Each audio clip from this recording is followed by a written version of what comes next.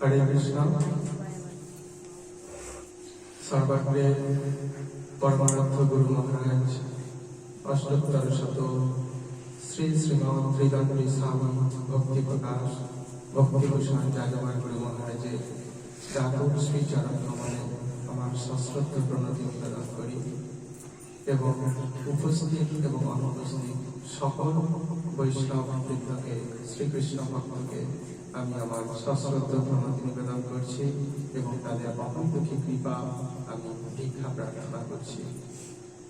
তো এখন দামোদর মাস চলছে, আমরা দামোদর অষ্টকম পাঠ করার মধ্য দিয়ে পর আমরা প্রকৃত পাঠে আমরা আসবো। তার আগে আমরা দামোদর অষ্টকম পাঠ করব। নমামি শরম সচ্চিদানন্দরূপম লসৎকুণ্ডলং গোকুলে ভ্রাজমানম। নমামি শরম সচ্চিদানন্দরূপম লসৎকুণ্ডলং গোকুলে ভ্রাজমানম। যশোদাভিयो লোকলাব্ধবমানম পরামৃষ্টমাতং তত দ্রুতগোপা রুদন্तं মুহুর্নেত্রं युग्मं মৃগান্तं करां भोजयुग्मेन शातङ्कनेत्रम् मुहुशासकं पत्रीरेखाङ्ककण्ठ स्थितो ग्रैवदामोदरं भक्तिवर्धम् इति दृक्षलीलाभिरनन्दकुण्डे सघोषं निमज्जन्तमखापयन्तम् तदीयेषितज्ञेषु भक्तैर्जितात्तं पुनः प्रेमतस्तं शतावृत्तिवन्दे वरं देवमक्षं न मक्षावधिं वा न चान्नं वृणेऽहं वर्षादपीह इदं ते वपुर्नाथ गोपाल बाल सदा मे मनसा विरस्तां किमन्वयि इदं ते मुखं भोजमभक्तनीलयै धृतं कुन्तलैः स्निग्धो रक्तैश्च गोपा मुहुश्चुम्बितं बिम्बो रक्ताधरं मे मनुष्या विरास्तामालं लक्षलाभये।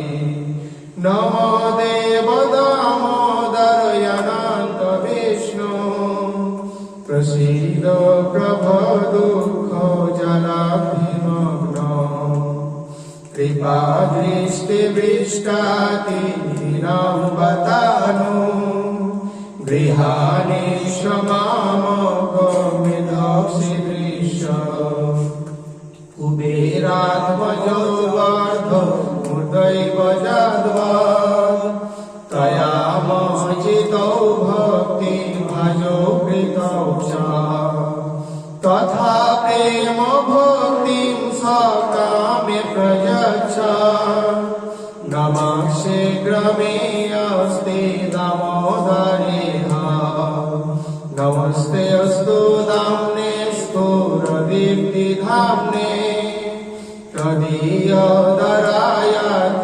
विशस्वधाम्ने नमो राधिका वै तदीयप्रिया वै नमो अनन्तलीलाय देवाय तुभ्यं नमामि शरं सच्चिदानन्दरूपं लसत्कुण्डलं गोकुलं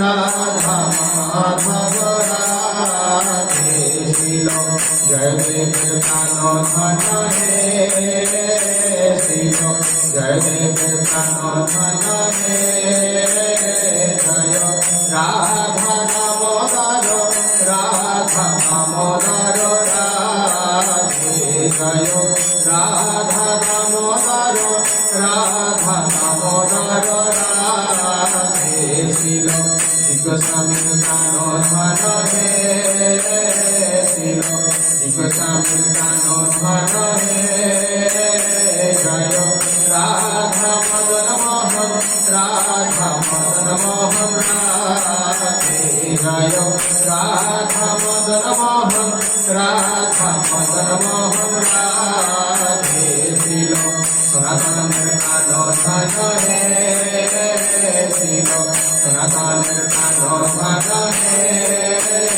জয় রাধা গোপীনাথ রাধা গোপীনাথ রাধে জয় রাধা গোপীনাথ রাধা গোপীনাথ রাধে শিল মধুবনীতে প্রাণ ধন হে শিল মধুবনীতে প্রাণ ধন হে জয় রাধা মদন গোপাল রাধা মদন গোপাল রাধে জয় রাধা মদন গোপাল রাধা মদন গোপাল রাধে শিল সীতানাথের প্রাণ ধন হে শিল সীতানাথের প্রাণ ধন হে জয় রাধা রমণ রাধা রমণ রাধে জয় রাধা রমণ রাধা রমণ রাধে শিল ভগবানের প্রাণ ধন হে শিল ভগবানের প্রাণ ধন হে জয় রাধা বিনোদ রাধা বিনোদ রাধে জয় রাধা বিনোদ রাধা বিনোদ রাধে শিল লোকনাথের প্রাণ ধন হে শিল লোকনাথের প্রাণ ধন হে জয় রাধা কুলানন্দ রাধা কুলানন্দ রাধে জয় রাধা কুলানন্দ রাধা কুলানন্দ রাধে শিল বিশ্বনাথের প্রাণ ধন হে শিল বিশ্বনাথের প্রাণ ধন হে জয় রাধা গিরিধারী রাধা গিরিধারী রাধে জয় রাধা গিরিধারী রাধা গিরিধারী রাধে শিল রাজস্থানী প্রাণ ধন হে শিল রাজস্থানী প্রাণ ধন হে জয় রাধা শ্যাম সুন্দর রাধা শ্যাম সুন্দর রাধে জয় শ্যাম সুন্দর রাধা শ্যাম সুন্দর রাধে শিল শ্যামানন্দের প্রাণ ধন হে শিল শ্যামানন্দের প্রাণ ধন হে জয় রাধা মধুবিহারী রাধা মধুবিহারী রাধে জয় রাধা মধুবিহারী রাধা মধুবিহারী রাধে শিল হরিদাসের প্রাণ ধন হে শিল হরিদাসের প্রাণ ধন হে জয় রাধা শান্ত রাধা শান্ত রাধে জয় রাধা শান্ত রাধা শান্ত রাধে শিল প্রফেসরের প্রাণ ধন হে শিল প্রফেসরের প্রাণ ধন হে জয় কানবিকা গিরিধারী কানবিকা গিরিধারী রাধে জয় কানবিকা গিরিধারী কানবিকা গিরিধারী রাধে শিল সরস্বতী প্রাণ ধন হে শিল সরস্বতী প্রাণ ধন হে জয় রাধা মদন মোহন রাধা মদন মোহন রাধে জয় রাধা মদন মোহন রাধা মদন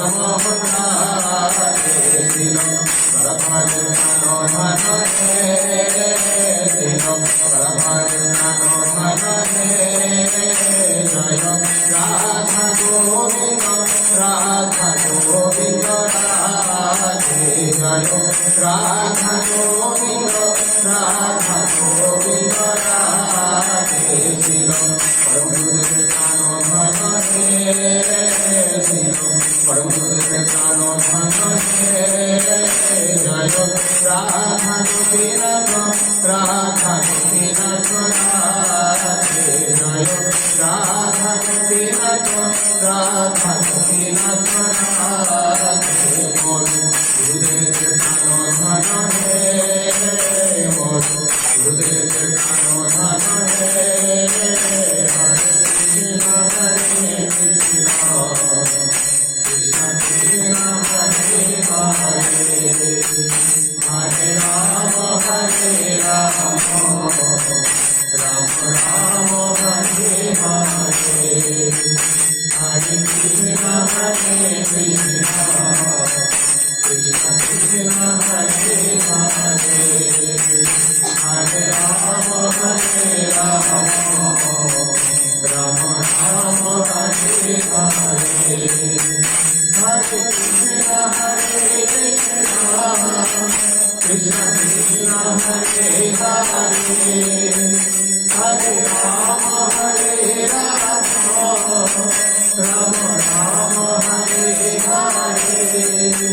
হরে কৃষ্ণ কৃষ্ণ কৃষ্ণ হরে হরে হরে রাম রাম রাম হরে হরে হরে কৃষ্ণ কৃষ্ণ কৃষ্ণ হরে হরে হরে রাম রাম রাম হরে হরে হরে কৃষ্ণ কৃষ্ণ কৃষ্ণ কৃষ্ণ হরে হরে হরে রাম রাম রাম রাম হরে হরে হরে কৃষ্ণ কৃষ্ণ কৃষ্ণ হরে হরে হরে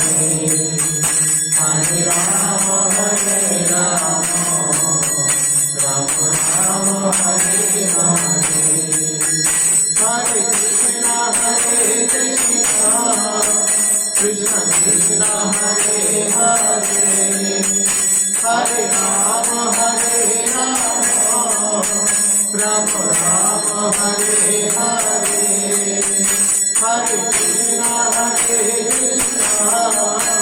কৃষ্ণ কৃষ্ণ হরে হরে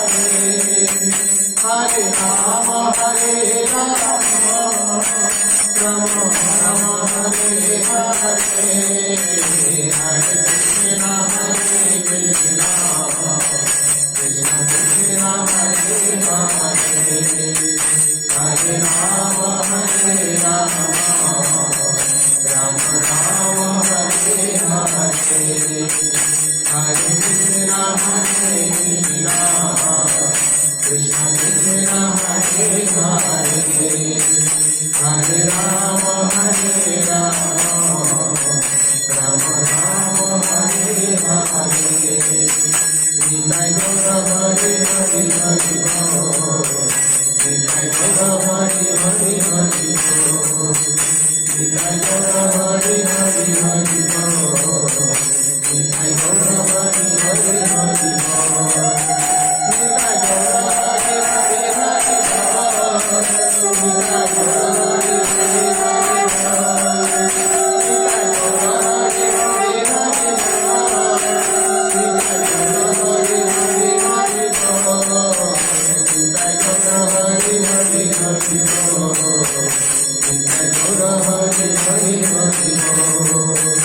নিতাই গৌর হরে হরে হরে নিতাই গৌর হরে হরে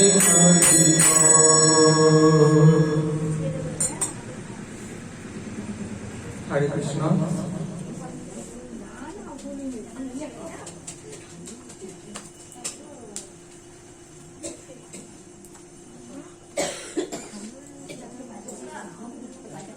হরে কৃষ্ণ। শাস্ত্র অর্থাৎ আমাদের ধর্মজীবনে চলার একমাত্র পাথেয়। সেই শাস্ত্রের মধ্যে বৃহন্নারদীয় পুরাণে যেটা বলা হচ্ছে যে হরের নাম হরের নাম হরের নাম কেবলম কলো নাস্তেব্য নাস্তেব্য নাস্তেব্য গতিরন্যথা। অর্থাৎ কলিযুগে হরিনাম ছাড়া জীবের অন্য কোনো গতি নাই নাই নাই। একটাই পথ, নাম।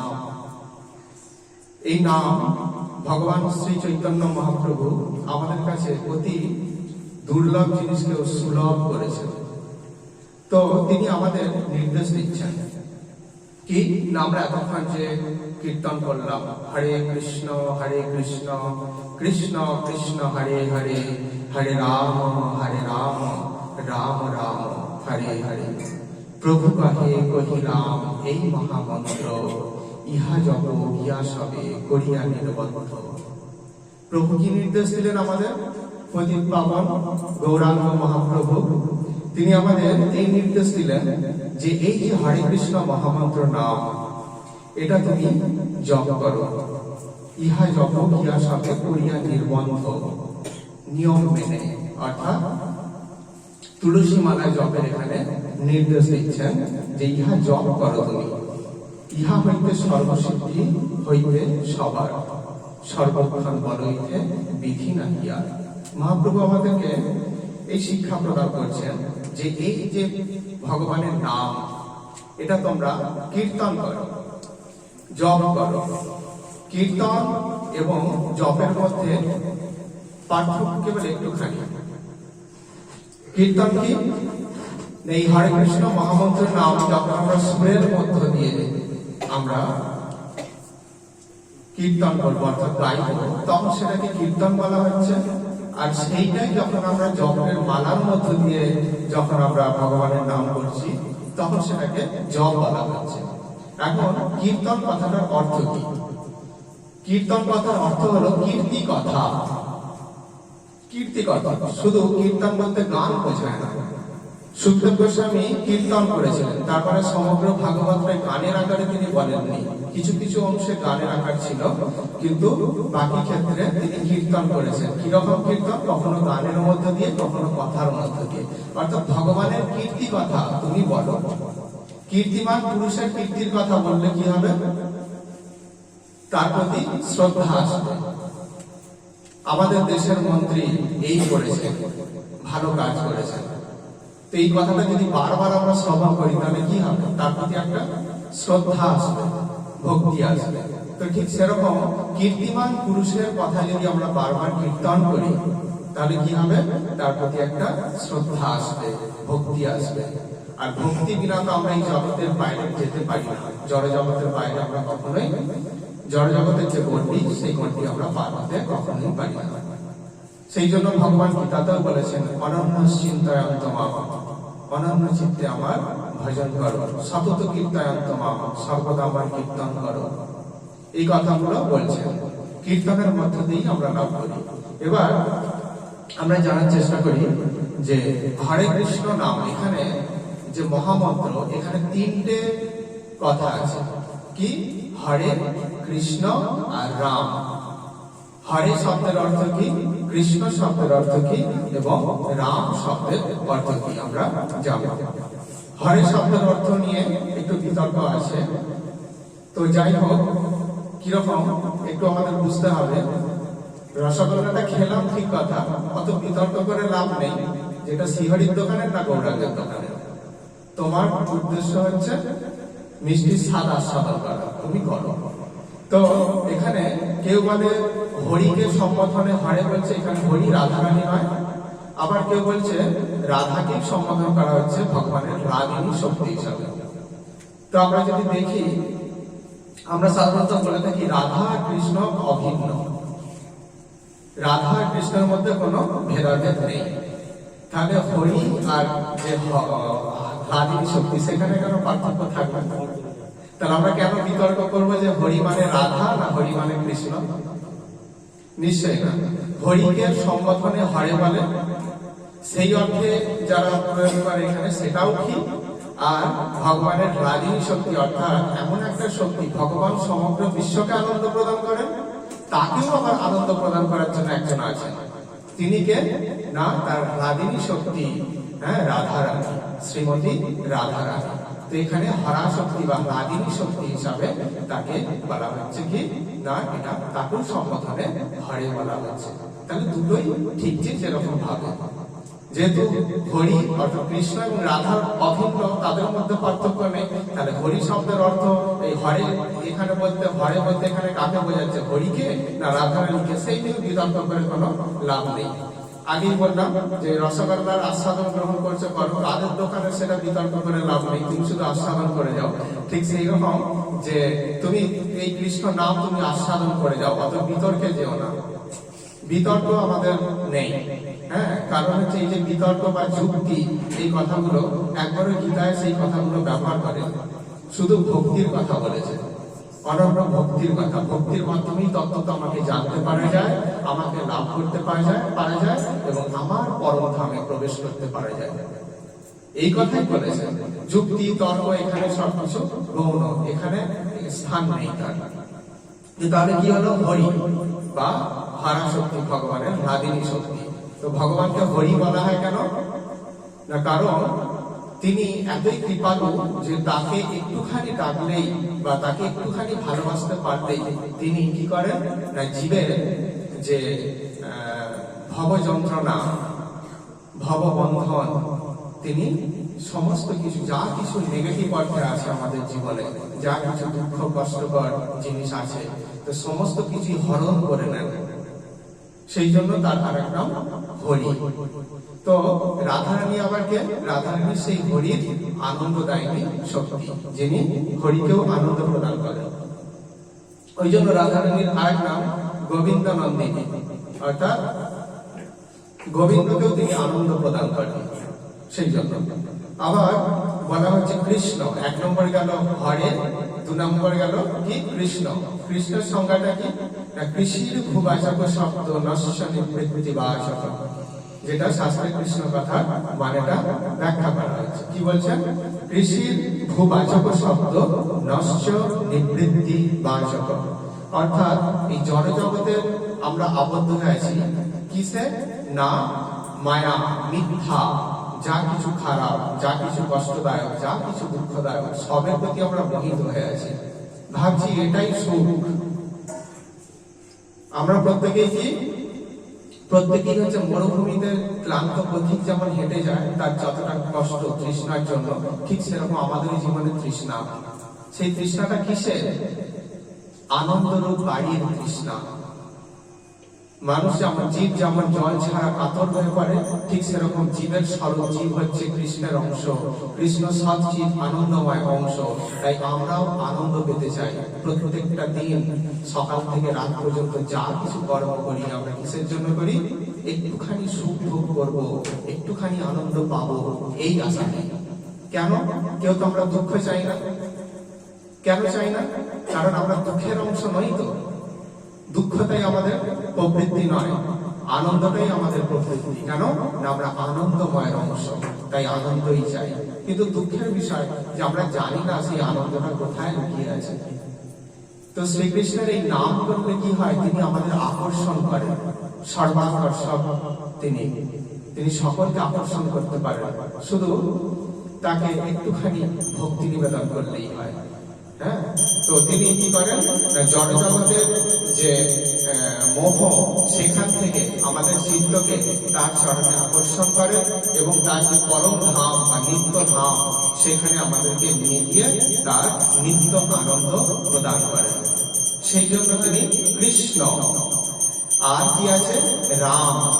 রাম মানে তিনি ভক্তের হৃদয়ে রমণ করেন, ভক্তের হৃদয়ে রমণ উৎপাদন করেন, আনন্দ উৎপাদন করেন। সেই জন্য তিনি রাম। তো এই নাম তিনি কীর্তন করতে বলছেন। কীর্তন মানে কি বললাম? কীর্তি কথা। তাহলে হে প্রভু, তুমি আমাকে আনন্দ প্রদান করতে পারো, এটা তোমার কীর্তি। তো এটা তার কীর্তি, তাহলে এটা কীর্তনের মধ্যে পড়ছে। কৃষ্ণ, প্রভু তোমার এমন ক্ষমতা যে আমরা মায়াবদ্ধ জীব, দুঃখের সমুদ্রে হাবুডুবু খাচ্ছি, তুমি আমাদেরকে পর্যন্ত নিজের ধামে আকর্ষণ করে অনায়াসেই নিয়ে যেতে পারো, তাহলে এটাও তোমার কীর্তি তো।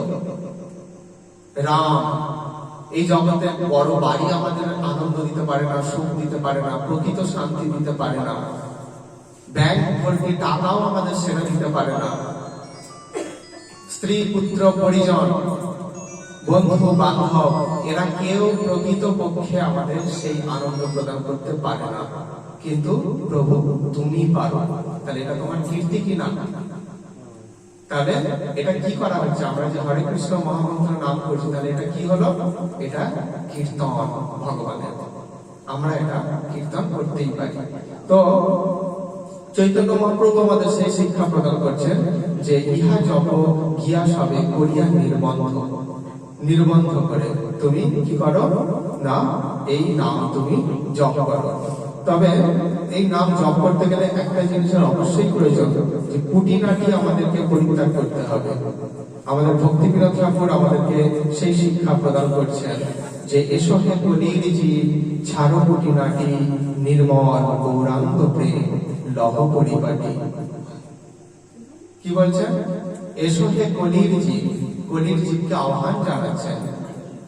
এসো হে কলির জীব ছাড়ো কুটিনাটি, কুটিনাটি পরিত্যাগ করে কৃষ্ণ ভজন করতে পারলে, কৃষ্ণ ভজন করতে পারলে, দিদি এখানে দাও, এখানে দাও,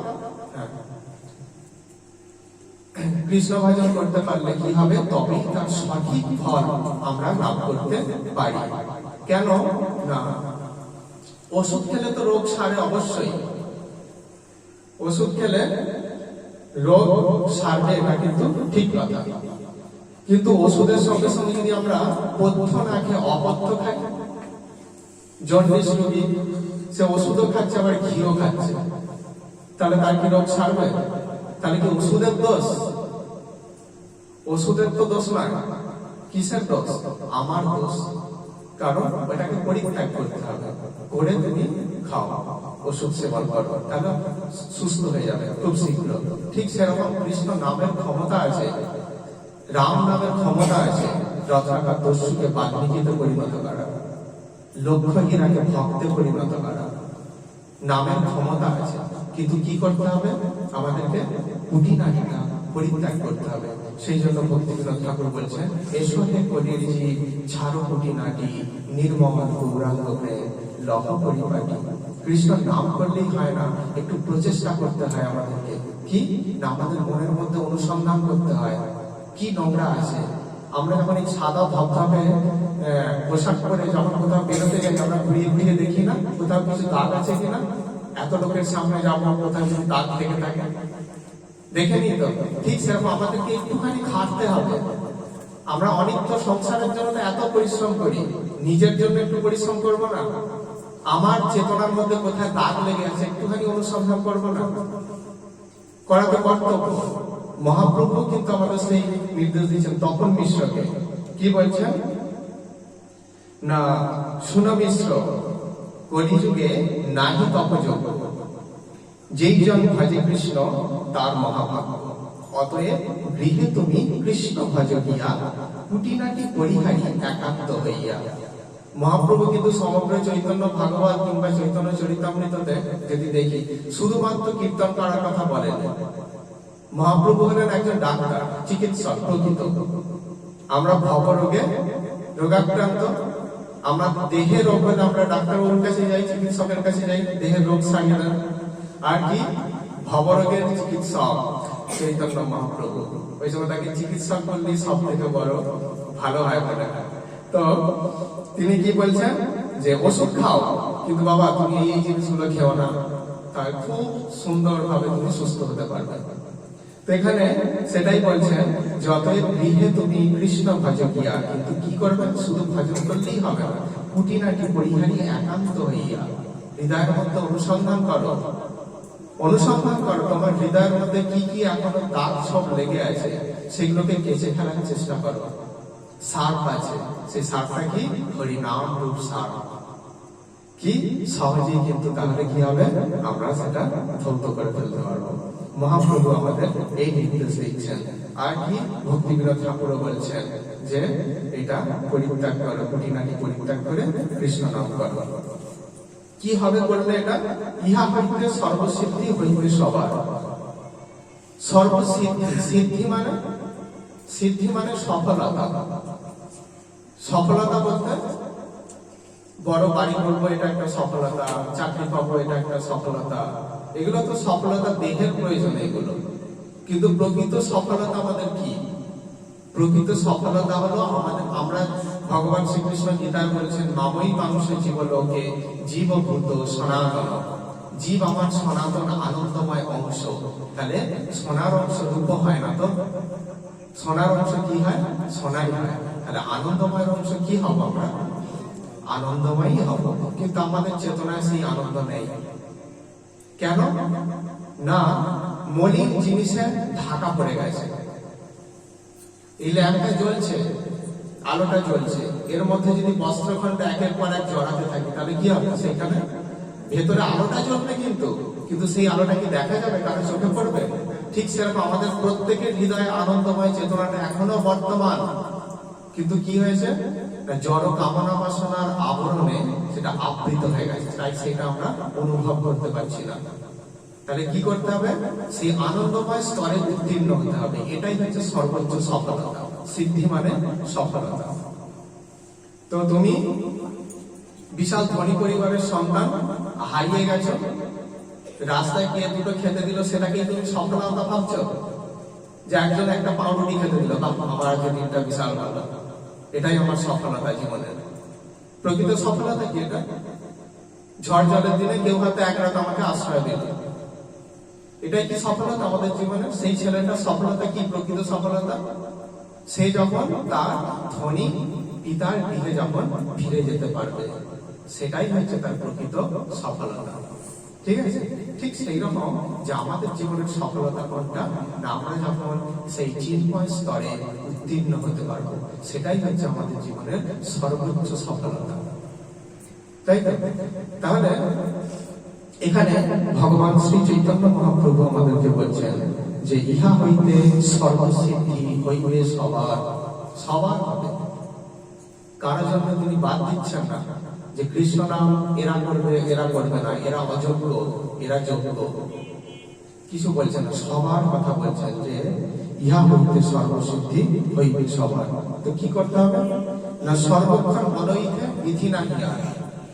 কৃষ্ণের নাম সর্বক্ষণ বলা যায়। হ্যাঁ, আমাদের চেতনার মধ্যে যেহেতু পরমাত্মা রূপে তিনি সদা বিদ্যমান, তাই আমরা কখনোই অপবিত্র হই না। আমাদের দেহ, হ্যাঁ, জীব নিত্য শুদ্ধ, এটা আমাদেরকে জানতে হবে। আমরা চিরশুদ্ধ। তো আমরা স্নান করি, তারপর কৃষ্ণ নাম করব, হ্যাঁ, বা আমিষ ত্যাগ করি, তারপর আমরা জপের মালা ধরবো, এখানে কিন্তু সেটা বলছে না। কি বলছেন এখানে? যে সর্বক্ষণ বলইতে বিধি নাহি, আর বলার কোনো বিধি নেই। যে কেউ বলতে পারে, তার পরের কাজটা, বাকি কাজটা কৃষ্ণই করে দেবে। হ্যাঁ, তো এখানে সেটাই বলছেন যে সর্বক্ষণ বলইতে বিধি নাহি, আর কি ভজনে, কি শয়নে, কিবা জাগরণে, অহর্নিশি চিন্ত কৃষ্ণ বলহ বদনে। কি ভজনে, ভজন করতে করতে, কি শয়নে, শয়ন করতে করতে, কি জাগরণে, অহর্নিশি মানে দিন রাত তুমি কৃষ্ণ চিন্তা করো, বলহ বদনে। তাহলে এখানে কোনো বিধি তিনি দেননি, কোনো বিধি দেননি। সত্য যুগে ধ্যান করতে হবে। কিভাবে? তোমাকে গৃহ ত্যাগ করতে হবে, তবে তুমি ধ্যান করতে পারবে। ঘরে বসে ধ্যান হতো না, তাই তো? তাহলে সেখানে একটা বিধি ছিল, যজ্ঞ করতে হবে কেতায়, কত বিধি। এই ঘি চাই, সেই ঘিটা কিরকম? গাভীর যে বৎস, গো বৎসকে পেট পুড়ে খাইয়ে দিতে হবে। আমরা তো একটুখানি খাইয়ে নিয়ে টেনে নিই, যেটা অপরাধ।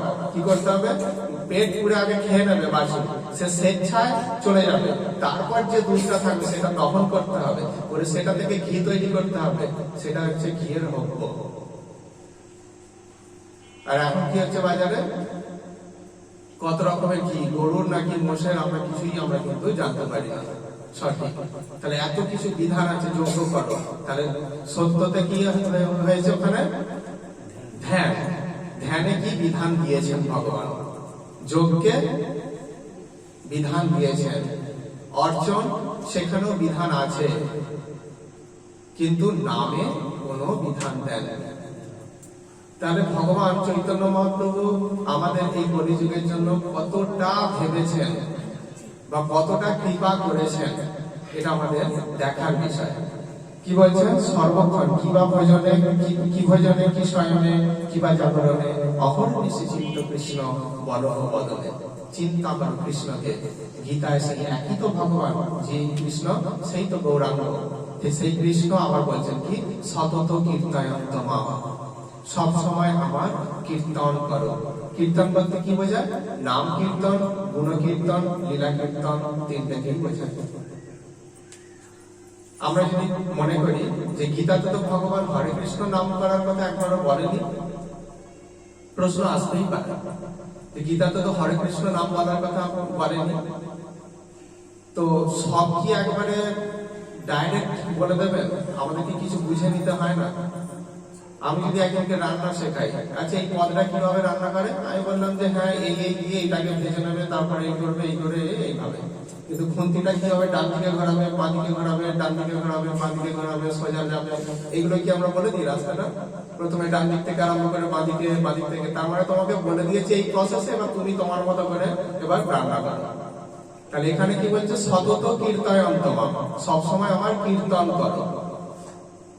কৃষ্ণ বলছেন তো আমার মানে কৃষ্ণের কীর্তন করো।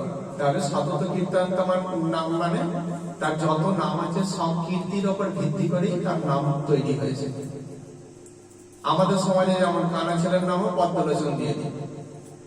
যে মেয়ে কথাই বলতে শিখলো পারলো না, ভবিষ্যতে বোবা হয়ে জন্মালো, তার ছোটবেলায় তার নাম দিয়েছে সুভাষিনী, অর্থাৎ যে খুব সুন্দর কথা বলতে পারে, সুভাষিনী। কিন্তু ভগবানের নাম সেরকম নয়, একটা ভালো লাগলো টিঙ্কু ঝিঙ্কু এরকম একটা দিয়ে দিল নাম, সেরকম নয়। ভগবানের প্রত্যেকটা নামের ক্ষেত্রে কি আছে? একটা অর্থ আছে। প্রত্যেকটা নামের ক্ষেত্রে তার কীর্তির মধ্য দিয়ে তার নাম তৈরি হয়েছে। হ্যাঁ, আর কৃষ্ণ নামটা কি? কৃষ্ণ নাম কেউ দেননি, কৃষ্ণ নাম মানে আদিকাল ধরেই আছে। ভগবানের সব নামগুলোই, কারণ হচ্ছে তার কীর্তি তো চিরকাল তার সঙ্গেই তো বিদ্যমান। আমরা জাগতিক লীলায় দেখি এই নাম দিচ্ছে, কিন্তু প্রকৃতপক্ষে তার নিত্য নাম এগুলো। এই যে নাম, এগুলো কিরকম না? নিত্য, একবারে পুরোপুরি। ভগবান যেমন নিত্য, তার নামটাও নিত্য। আমরা বলছি কৃষ্ণ, আমি ভাত খাবো, আমি বেড়াতে যাব, এই যে শব্দগুলো, আর কৃষ্ণ, রাম, গোপাল, গোবিন্দ, হরি, এই যে নামগুলো এক নয়। বলে সোনা, রূপ, তামা, মাটি, যা কিছু আছে জগতে, যা কিছু দেখছি সব কি? ক্ষিতি, অপ, তেজ, মরুদ, বোম, এই পাঁচটা জিনিস দিয়ে তৈরি। প্রত্যেকটা জাগতিক দৃষ্টি থেকে যদি বিচার করি, প্রত্যেকটা জিনিস অর্থাৎ তুমি আমি যা আছে, দেহগুলো, আত্মা নয়, দেহগুলো সব কি? ক্ষিতি, অপ, তেজ, মরুদ, বোম, এই পাঁচটা জিনিস দিয়ে তৈরি। তাহলে সোনার যা দাম আর একটা পাথরের দাম কি তাই হয়? সোনাটাও ক্ষিতি, অপ, তেজ, মরুদ, বোম দিয়ে তৈরি, আর পাথরটাও ক্ষিতি, অপ, তেজ, মরুদ, বোম দিয়ে তৈরি, কিন্তু দুটোর দামের মধ্যে পার্থক্য আছে তো। তাহলে জাগতিক দৃষ্টিতে আমরা দেখছি এগুলো স্বরবর্ণ ব্যঞ্জন বর্ণ দিয়ে তৈরি, অর্থাৎ কৃষ্ণ, রাম, গোপাল, আর আমি ভাত খাবো, আমি বেড়াতে যাবো ইত্যাদি যে কথাগুলো, এগুলো কি স্বরবর্ণ এবং ব্যঞ্জন বর্ণ দিয়ে তৈরি আপাত দৃষ্টিতে মনে হয়েছে, কিন্তু এক নয়। এই ভগবানের এই নামগুলো দিব্য, দিব্য এই নাম। সেই জন্য আমাদের কি বলছেন এখানে? চৈতন্য মহাপ্রভু নির্দেশ দিচ্ছেন যে 10 মিলি নিজ দ্বারেতে বসিয়া কীর্তন করহ সবে হাতে তালি দিয়া, সন্ধ্যা হইলে আপনার দ্বারে সবে মিলি কীর্তন করেন সবে দিয়া করতালি। এই মতো নগরে নগরে সংকীর্তন করাইতে লাগলেন শশীরনন্দন। কি করছেন? বলছেন বাড়িতে 10-5 জন মিলে যা সদস্য আছে মিলে বসে দাঁড়াতে বসে কীর্তন করো। কি করে? হাতে তালি দিয়ে। মানে তালিটা দেওয়ার কি প্রয়োজন? তালিটা দেওয়ার কি প্রয়োজন? এই তালি কথার বিভিন্ন মানে আছে, বিভিন্ন অর্থ ব্যাখ্যা করা হয়, কিন্তু প্রকৃতপক্ষে আজকে একটা আমরা জানার চেষ্টা করবো, আলোচনা করবো এই তালিটা কেন দেয়া হয়। তো দেখো, বৈষ্ণবের থেকে কৃপাময় বা দয়ালু আর কেউ নেই। চৈতন্য মহাপ্রভু বলেইছেন যে ধর্মের সার বস্তু কি? জীবে দয়া, কৃষ্ণ নাম, সর্বধর্ম সার। এক কথায় যদি বলে যে ধর্ম বলতে তুমি কি বুঝেছো এতদিন গীতা, ভাগবত, চৈতন্য চরিতামৃত, চৈতন্য ভাগবত ইত্যাদি পড়ে কি বুঝেছো? চৈতন্য মহাপ্রভু তার সার বস্তুটা বলে দিল কি? জীবে দয়া, কৃষ্ণ নাম, সর্বধর্ম সার। জীবে দয়া করো আর কৃষ্ণ নাম করো, এটাই হচ্ছে সমস্ত ধর্মের সার, তাই তো? তাহলে জীবে দয়া মানে শুধু মানুষকে নয়। আমরা অনেক সময় কি বলছি? জীবে দয়া করো, খুব সুন্দর স্টেজে উঠে বক্তৃতা দিচ্ছি, জীবে দয়া করো। আর স্টেজে বক্তৃতার পর মানুষকে খাওয়াতে হবে, কি খাওয়ানো হচ্ছে? মুরগির মাংস কেটে, খাসির মাংস কেটে খাই না। কি সুন্দর জীব সেবা, কি সুন্দর আমাদের সমাজে জীব সেবা। আবার এরকম মানুষও আছে যে সপ্তাহে একটা খাসি কাটে, 10-20টা কুকুরকে খাওয়ায়। এরা আমার সমাজে বিশাল বাহবা পায়, বিশাল বাহবা। দেখেছো কত দয়ালু, একটা কুকুরের সেবা করছে, কি সুন্দর। এরাই হচ্ছে প্রকৃত মানবতাবাদী, এদের মধ্যেই মানবিকতা আছে। একটা খাসিকে কাটছে আর 10টা কুকুরকে খাচ্ছে, কি সুন্দর আমাদের জীব সেবা। কিন্তু জীব সেবা প্রকৃত অর্থে কি সেটা আমাদের একটু বুঝতে অসুবিধা হয়।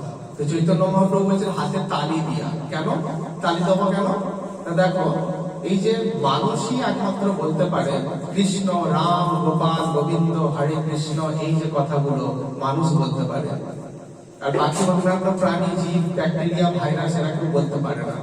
তুমি যখন বাড়ির দ্বারে বসে তালি দেবে না, তোমার উঠানে যে গাছটা আছে সেই গাছে তো কিছু না কিছু পাখি আছে, পিঁপড়ে আছে বা অন্যান্য কিছু কিছু আছে, জীবাণু, ভাইরাস, ব্যাকটেরিয়া ইত্যাদি আছে। যখন তালিটা দেবো তাদের আকর্ষণটা কোথায় হবে? কোথায় হবে? আমার তালিটার দিকে। তখন তাদের মনে হবে ওই তো তালিটা আবার যাওয়ার মুখে কি একটা বলছে, তাদের আকর্ষণটা মানে তাদের যে মনোযোগটা কোথায় চলে যাবে? ওই নামের প্রতি। তাহলে অনেকে আমরা বলি যে হাতে তালি দিয়ে কৃষ্ণ নাম করলে কি হবে না, হৃদয়ের মধ্যে, হৃদয়ের বৃক্ষে যে আমাদের কাকপক্ষী বসে আছে সেগুলো উড়ে যাবে। কিন্তু আমরা কত করি, সে আমার সবার কথা বলছি না, আমার তো এখনো সেই বসেই আছে, একটাও উড়ে যায় না, যেমন তেমনই বসে আছে। তাহলে তালি দেওয়ার প্রকৃত উদ্দেশ্য আমার মনে হয় এইটাই, যে যখন আমরা সেই তালিটা প্রদান করব, সেই তালির দ্বারা তারা আকৃষ্ট হবে। যে শব্দ, আমরা কোথাও যদি একটা শব্দ হয় সেই দিকে মনোযোগটা চলে যায় না, কোথায় শব্দটা হচ্ছে, কিসের শব্দ, তাহলে তারাও একটা আকৃষ্ট হবে এই শব্দের প্রতি। যখন এই শব্দের প্রতি, তালির প্রতি আকৃষ্ট হবে, মুখে যে কথাগুলো বলছে সেই কথার প্রতিও তারা আকৃষ্ট হয়ে যাবে, মানে শুনবে। তাহলে শুনিলেই লাভ। তারা তো বলতে পারে না, পশু পাখি বলতে পারে না, তাই তারা যখন এই শুনবে একাগ্র চিত্তে, কি হচ্ছে, মানুষটা কি করছে, হাততালি দিচ্ছে আর মুখে কি একটা বলছে, কানে যাবে কথাটা, তাহলে তাদেরও লাভ। তাহলে কত বড় সাইন্টিফিক ব্যাখ্যা মানে চৈতন্য মহাপ্রভু আমাদেরকে দিয়েছেন, হাতে তালি দিয়া হরিনাম করো।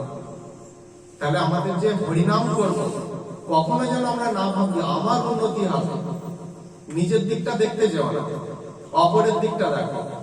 তুমি হরিনাম করছো, জীবের মঙ্গল হবে, নিজের মঙ্গল তো আপনাতে কি হয়ে যাবে। নিজের মঙ্গলের কথাটা, চিন্তাটা পুরোপুরি বাদ দিতে হবে। বলছে চন্দনকে যখন আমি আপনাকে চন্দন পরাবো, তার জন্য আমি চন্দন বাড়ছি, চন্দনের শীতলতা কে প্রথম পাবে? শীতলতা যে বাড়ছে সেই পাবে। আমি আপনাকে গলায় কণ্ঠে মালা দেবো, বেল ফুল বা জুঁই ফুল, সুগন্ধি ফুলের, তো আমি মালাটা গাঁথছি, মালা গাঁথছি, সেই ফুলের গন্ধ প্রথমে কে পাবে? যে গাঁথছে সে পাবে। তাহলে আমি যদি মনে করি আপনার উপকার করবো, তাহলে উপকারটা প্রথমে কার হবে? যে ভাবছে তারই হবে।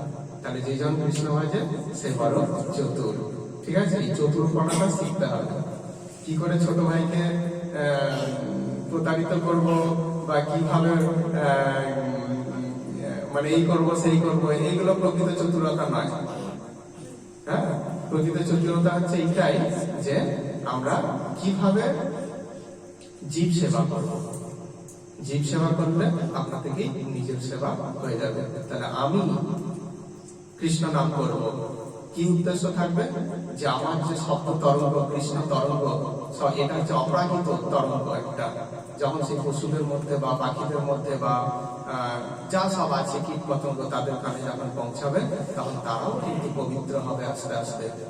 হ্যাঁ, তো সেই জন্য বলছেন যে সর্বক্ষণ বলইতে বিধি নাহি আর, কি ভজনে কি শয়নে কিবা জাগরণে, এটা তো বললো।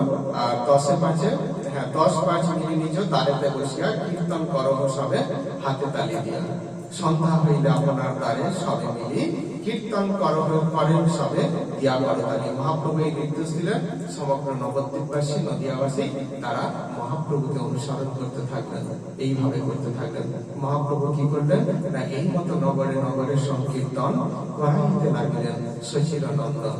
এরপর যখন নবদ্বীপ এই ঘরটা যখন আলোকিত হয়ে গেল, তখন আমি পাশের ঘরে গেলাম আলো জ্বালতে। অর্থাৎ চৈতন্য মহাপ্রভু দেখলেন যখন নবদ্বীপ অর্থাৎ নদিয়া যখন কৃষ্ণ নামের আলোতে জ্যোতিতে উদ্ভাসিত হয়ে গেল, তখন তিনি সংসার পরিত্যাগ করলেন। কি না, এবার অপরের ঘরগুলো এবার আলো জ্বালতে হবে, অর্থাৎ সমগ্র ভারতে সমগ্র বিশ্বে আলো জ্বালতে হবে। সেই জন্য তিনি সংসার পরিত্যাগ করলেন। তারপর তো এখানে আরো সুন্দর তিনি উপদেশ দিচ্ছেন। হ্যাঁ, কি না, তোমার বাড়িতে বা তোমার জমিতে খুব সুন্দর সবজি হয়েছে, ফসল হয়েছে বা ফল হয়েছে, সবগুলো নিজে খেও না, লোককে দিয়ে খাও। হ্যাঁ, খেলে কি হবে? লোকে তোমাকে কি বলবে? লোকে তোমাকে ভালো বলবে। হ্যাঁ, নিজে সব খেতে যেও না। তো এই জন্য ভগবান নির্দেশ দিচ্ছেন, যারে দেখো তারে কহ কৃষ্ণ উপদেশ, আমার আজ্ঞায় গুরু হইয়া তার এই দেশ।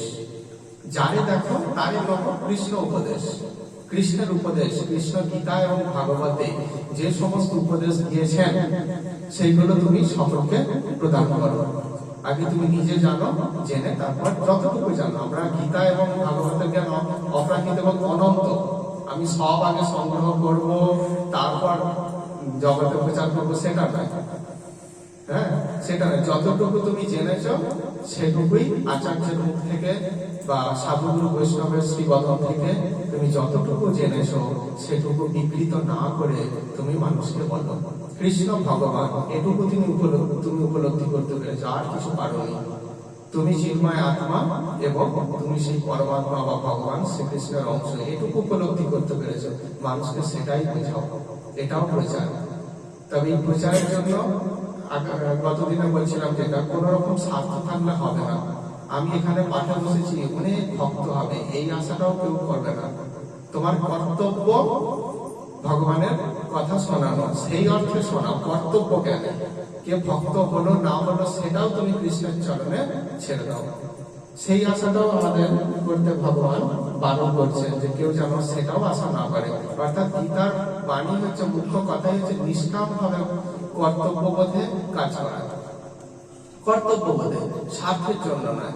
স্বার্থ আপনাদেরকেই পূরণ হয়ে যাবে, আপনাদেরকেই। ভগবান তো বলেইছেন, যোগক্ষেম বহামহম অনন্যশ্চিন্তায়ন্ত মাম যে জনা পর্যুপাসতে তেষাং নিত্যাভিযুক্তানাম যোগক্ষেম বহামি অহম, মানে বহামহম বলেইছেন।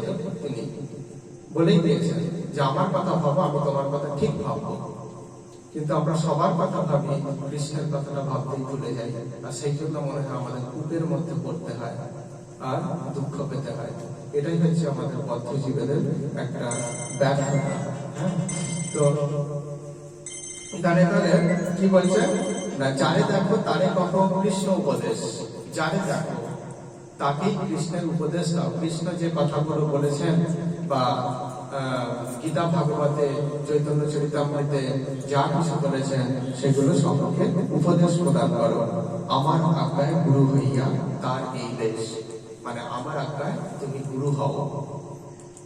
আমার বাগানে একটা বিশাল বড় আম গাছ আছে, সেখানে প্রত্যেকটা মুহূর্তে শত শত হাজার হাজার আম পতিত হচ্ছে, সুপক্ষ আম পতিত হচ্ছে। আমার ইচ্ছা আছে যে গোটা পাড়ার লোককে আমি দেবো, কিন্তু এত বড় আম গাছ বা এত ফল এত ছড়ে পড়ছে, আমি কি একার পক্ষে সম্ভব সেগুলো কুড়িয়ে সেগুলো লোককে মানে বিলি করা? সেই জন্য কি, তোমরা সবাই এসো, সবাই মিলে কুড়াবো আর সবাই মিলে বিলি করো। কৃষ্ণের পক্ষে অসম্ভব কিছু নেই। কিন্তু ভগবান সবসময়ই চান যে তার ভক্তকে দিয়ে মহৎ কাজটা করাতে। কেন কেন করাতে চান? কারণ ভক্তকে তিনি সব থেকে বেশি ভালোবাসেন। তাহলে ভক্তের কৃতিত্ব তিনি সব থেকে বড় ভালোবাসেন। যে আমার নাম ডাকো এটা নয়, আমার ভক্তের নাম ডাকো। কুরুক্ষেত্রের রণাঙ্গনেও আমরা দেখি ভগবান তো পারলে পারতেন একটা চক্র ঘুরিয়ে সবকিছু ধ্বংস করে দিতে, শেষ করে দিতে, কিন্তু তিনি কি করলেন? তিনি অর্জুনের গানটিকে শক্তি প্রদান করলেন। ঠিক আছে, যেমন এক মাস্টার মশাই বলেছেন যে তোমরা বাড়ি থেকে একটা তোমাদের বিষয় দিলাম, কে কি কবিতা লিখতে পারো আমাকে পরের দিন লিখে দেখাবে। এই বিষয়টা আমি বলে দিলাম, এই বিষয়ের উপর লেখো। তো বাড়িতে এসে ছেলে কান্নাকাটি করছে, মা এরকম বলেছে, তখন বাবাই কি করলেন? লিখে দিয়ে ছেলের নামে পত্রিকায় ছাপিয়ে দিলেন। তাহলে নামটা কার হলো?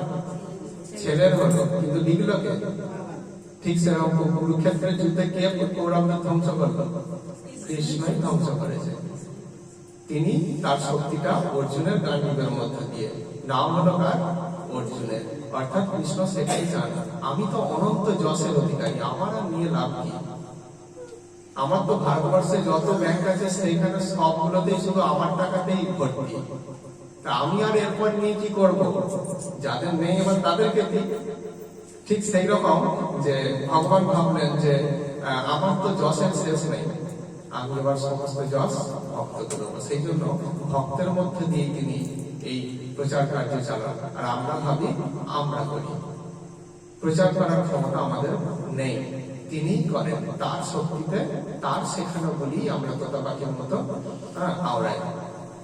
তো নাম হয় অমুক, অমুক প্রভু বিশাল পাঠক, খুব বড়, খুব ভালো পাঠ করেছেন, সেটা তাদের কর্তব্য, তারা করেন। কিন্তু প্রকৃতপক্ষে কে পাঠ করেছেন সেটা তো আমরা প্রকৃতপক্ষে জানি।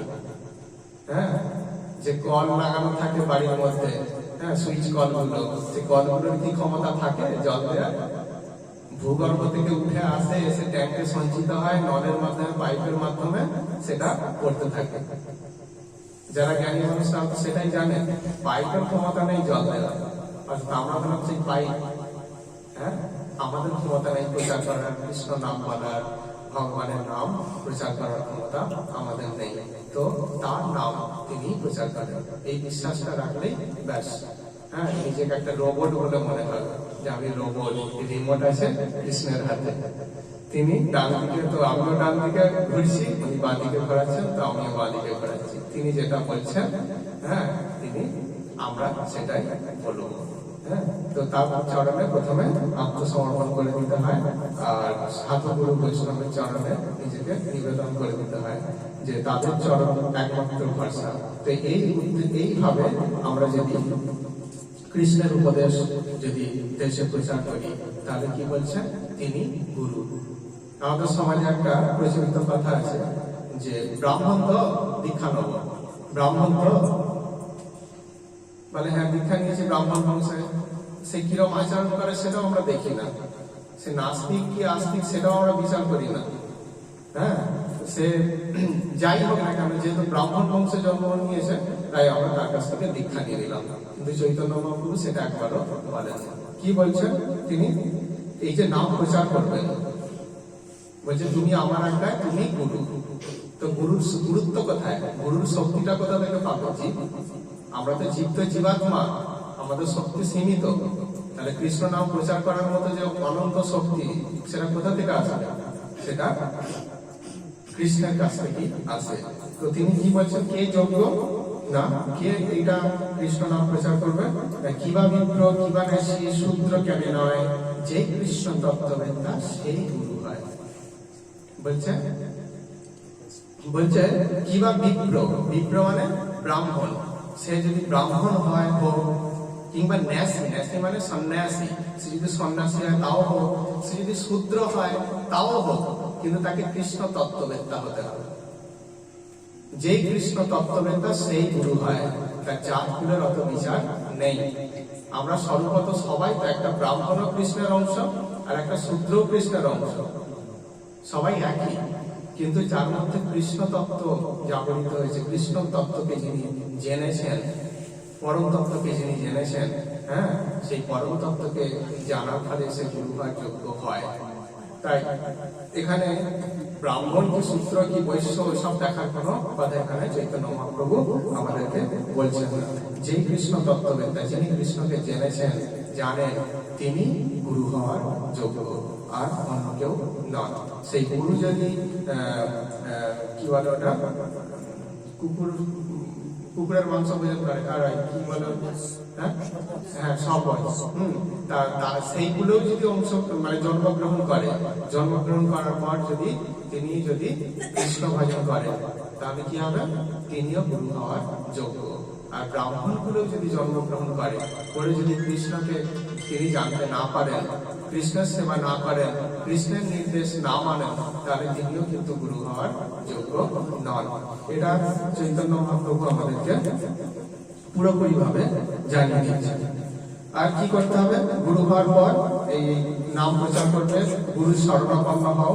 হ্যাঁ, গুরু শরণাপন্ন হয়ে এবার ভগবানের নাম করবে। আর কি করবে, নাচো গাও ভক্ত সঙ্গে কর সংকীর্তন, কৃষ্ণ নাম উপদেশী তারও সর্বজন। অর্থাৎ নাচ নৃত্য করো কৃষ্ণের জন্য। এখন নৃত্য কথাটা একটুখানি, নাচ গান এই যে কথাগুলো আমরা একটুখানি বলে রাখি যে পদ্মপুরাণ সম্ভবত সেখানে ভগবানের উদ্দেশ্যে নৃত্য করার কথা বলছে, ভগবানের উদ্দেশ্যে। কিন্তু আমি যদি নৃত্য করি, নিজে আনন্দ পাচ্ছি তাই নৃত্য করছি। আমি নাচতে নাচতে ভুলেই গেলাম যে কোথায় নাচছি আমি, অর্থাৎ কার উদ্দেশ্যে নৃত্য করছি সেটাই ভুলে গেলাম, যে কৃষ্ণের উদ্দেশ্যে নৃত্য করছি, এই ভাবটাই আমার চলে গেল, তাহলে কিন্তু সেই নৃত্যের কোনো ভূমিকা থাকে না।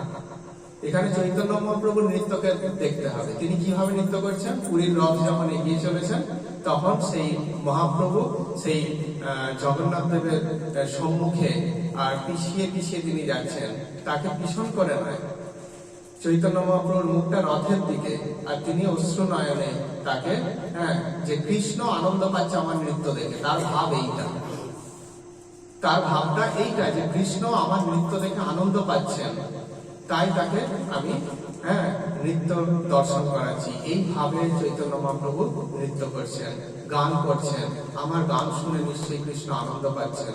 অর্থাৎ আত্ম ইন্দ্রিয় প্রীতিবাঞ্ছা তার মানে কাম, আর কৃষ্ণ ইন্দ্রিয় প্রীতিবাঞ্ছা ধরে প্রেম কাম, সেটাই আমরা জানি।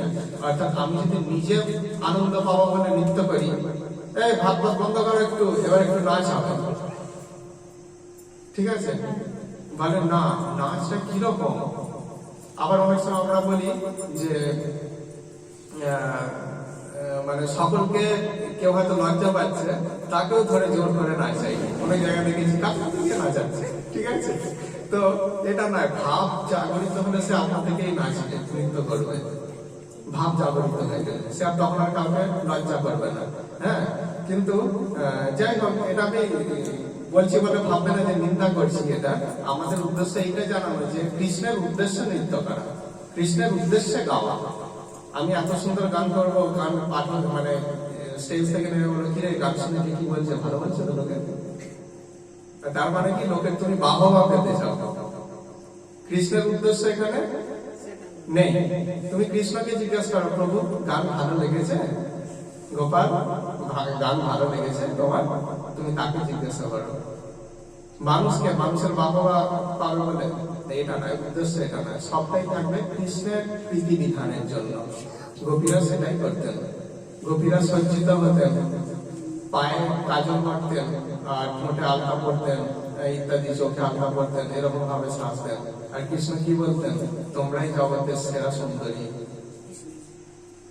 আমরা দেখলে কি বলবো তাদেরকে, পাগলিনী বলবো, কিন্তু কৃষ্ণ বলছে তোমরাই জগতের সেরা সুন্দরী। কেন না, সত্যি তাদের চিত্তটা কৃষ্ণময় হতে পেরেছে। যার চিত্ত সত্যিকারের কৃষ্ণময় হতে পেরেছে, সেই তো প্রকৃত সুন্দর। কৃষ্ণের জন্য সাজ। আমরা সাজি কেন, রাস্তা দিয়ে যাবো, লোকে দেখবে। আমাদের উদ্দেশ্য লোক, আর তাদের উদ্দেশ্য কৃষ্ণ। তাহলে উদ্দেশ্যটা আমরা সবাই সাজি, কিন্তু যদি কৃষ্ণের জন্য সাজি তাহলে সেটা হবে অপ্রাকৃত, আর যদি মানুষের জন্য সাজি তাহলে কি হবে, সেটা জড় জগতে। ঠিক আছে, তো সেটাই এখানে বলছেন যে নাচো গাও ভক্ত সঙ্গে করো সংকীর্তন। ভক্তের সঙ্গে ভক্তরা যখন নৃত্য করে তখন মানে তাদের গায়ের বাতাসটা আপনার গায়ে লাগছে তো, তাদের গায়ের টাচ স্পর্শ লাগছে তো, তাহলে তারা পবিত্র। তারা কত পবিত্র ভক্তরা, তাদের শরীরের সঙ্গে টাচ হচ্ছে, তাদের গায়ের অঙ্গের বাতাসটা আপনার গায়ে লাগছে, তাহলে কি হবে? আপনি পবিত্র হতে চলেছেন। এই ভাবটা রাখতে হবে। শুধু বিশাল মিউজিক হলো, আমরা সাধারণত মিউজিকের দিকে লক্ষ্য রেখে নাচ দিই না, নাচবো কিসে?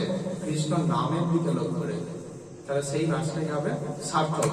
আর ভক্তদের সঙ্গে ওই জন্য চৈতন্য মহাপ্রভু বলছেন যে নাচো গাও ভক্তের সঙ্গে করো সংকীর্তন, কৃষ্ণ নাম উপদেশী তারও সর্বজন।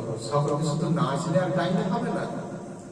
কি বলছেন তারপরে? কৃষ্ণ নাম উপদেশী, অর্থাৎ কৃষ্ণের নাম উপদেশ করো লোককে, বলাও। এই যে ভক্তরা এই কামনার মাস, তারা কি করছে? সেই ভোরবেলা কাক ভরে উঠে কি করছে না, কৃষ্ণ নাম করতে করতে তারা এই ভোরের ঠান্ডার মধ্যেও তারা কত গ্রাম তারা পরিক্রম করছে। তাদের স্বার্থটা কোথায়? ঘরে বসে করা যায় না? ঘরে বসে কি করা যায় না?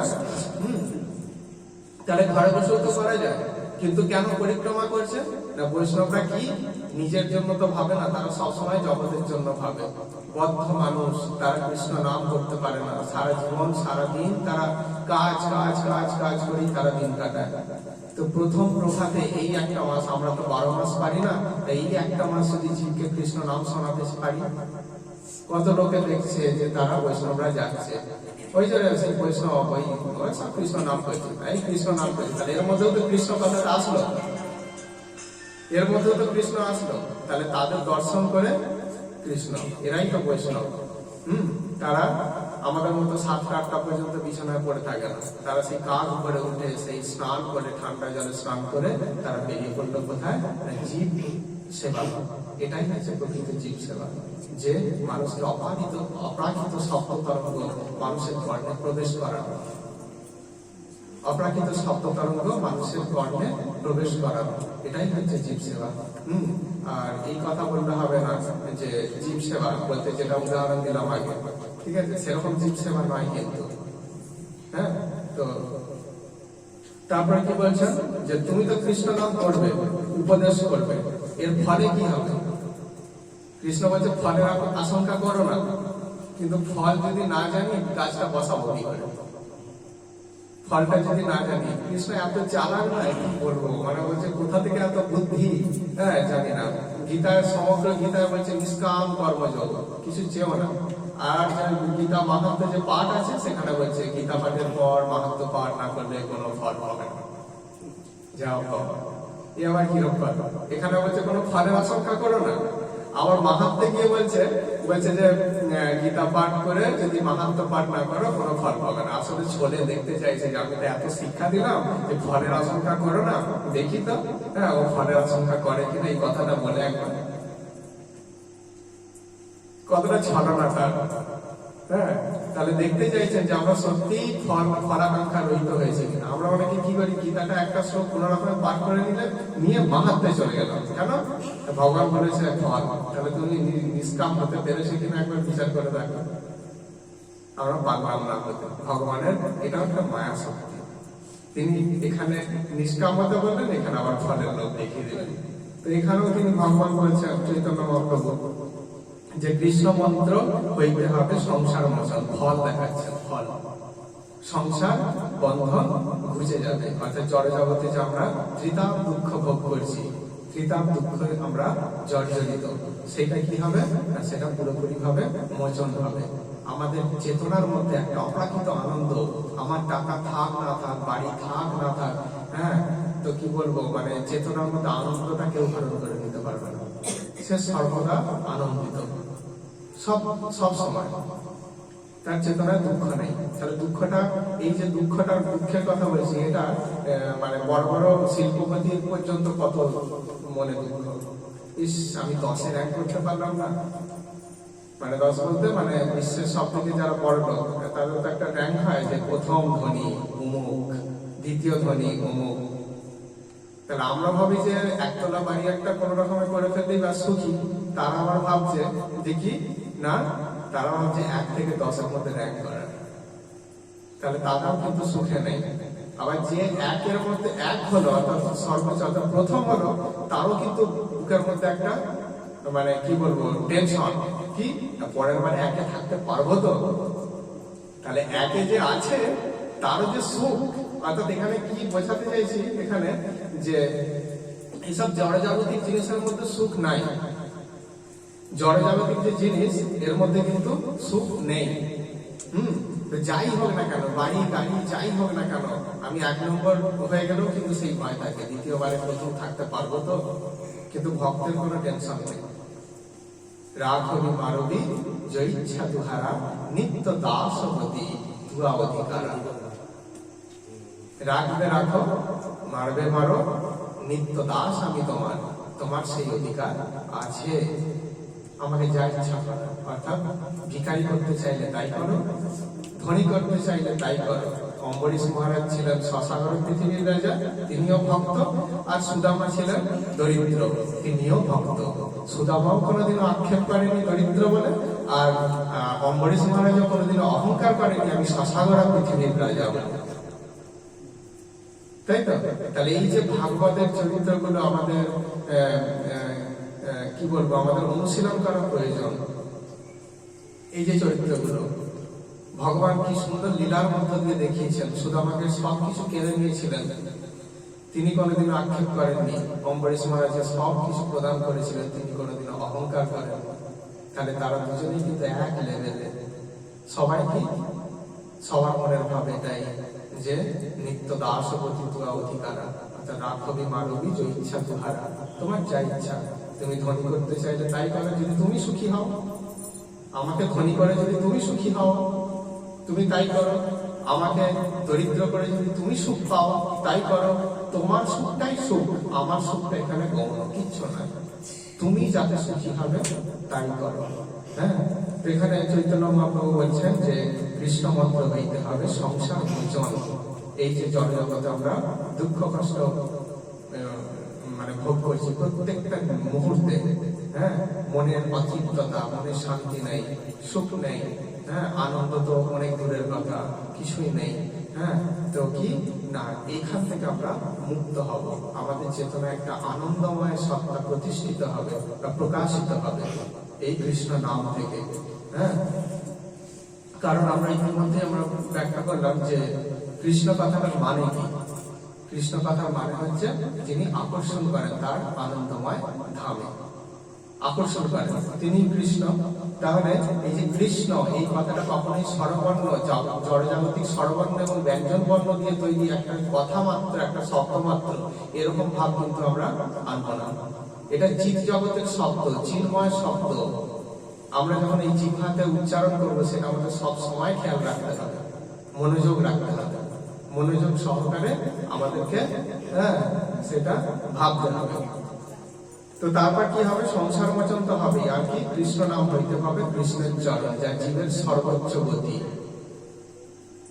জীবের সর্বোচ্চ গতি বা সর্বোচ্চ পাওয়া কি, কৃষ্ণের চরণ লাভ করাটাই হচ্ছে তার একমাত্র পাওয়া বা সব থেকে বড় চাওয়া।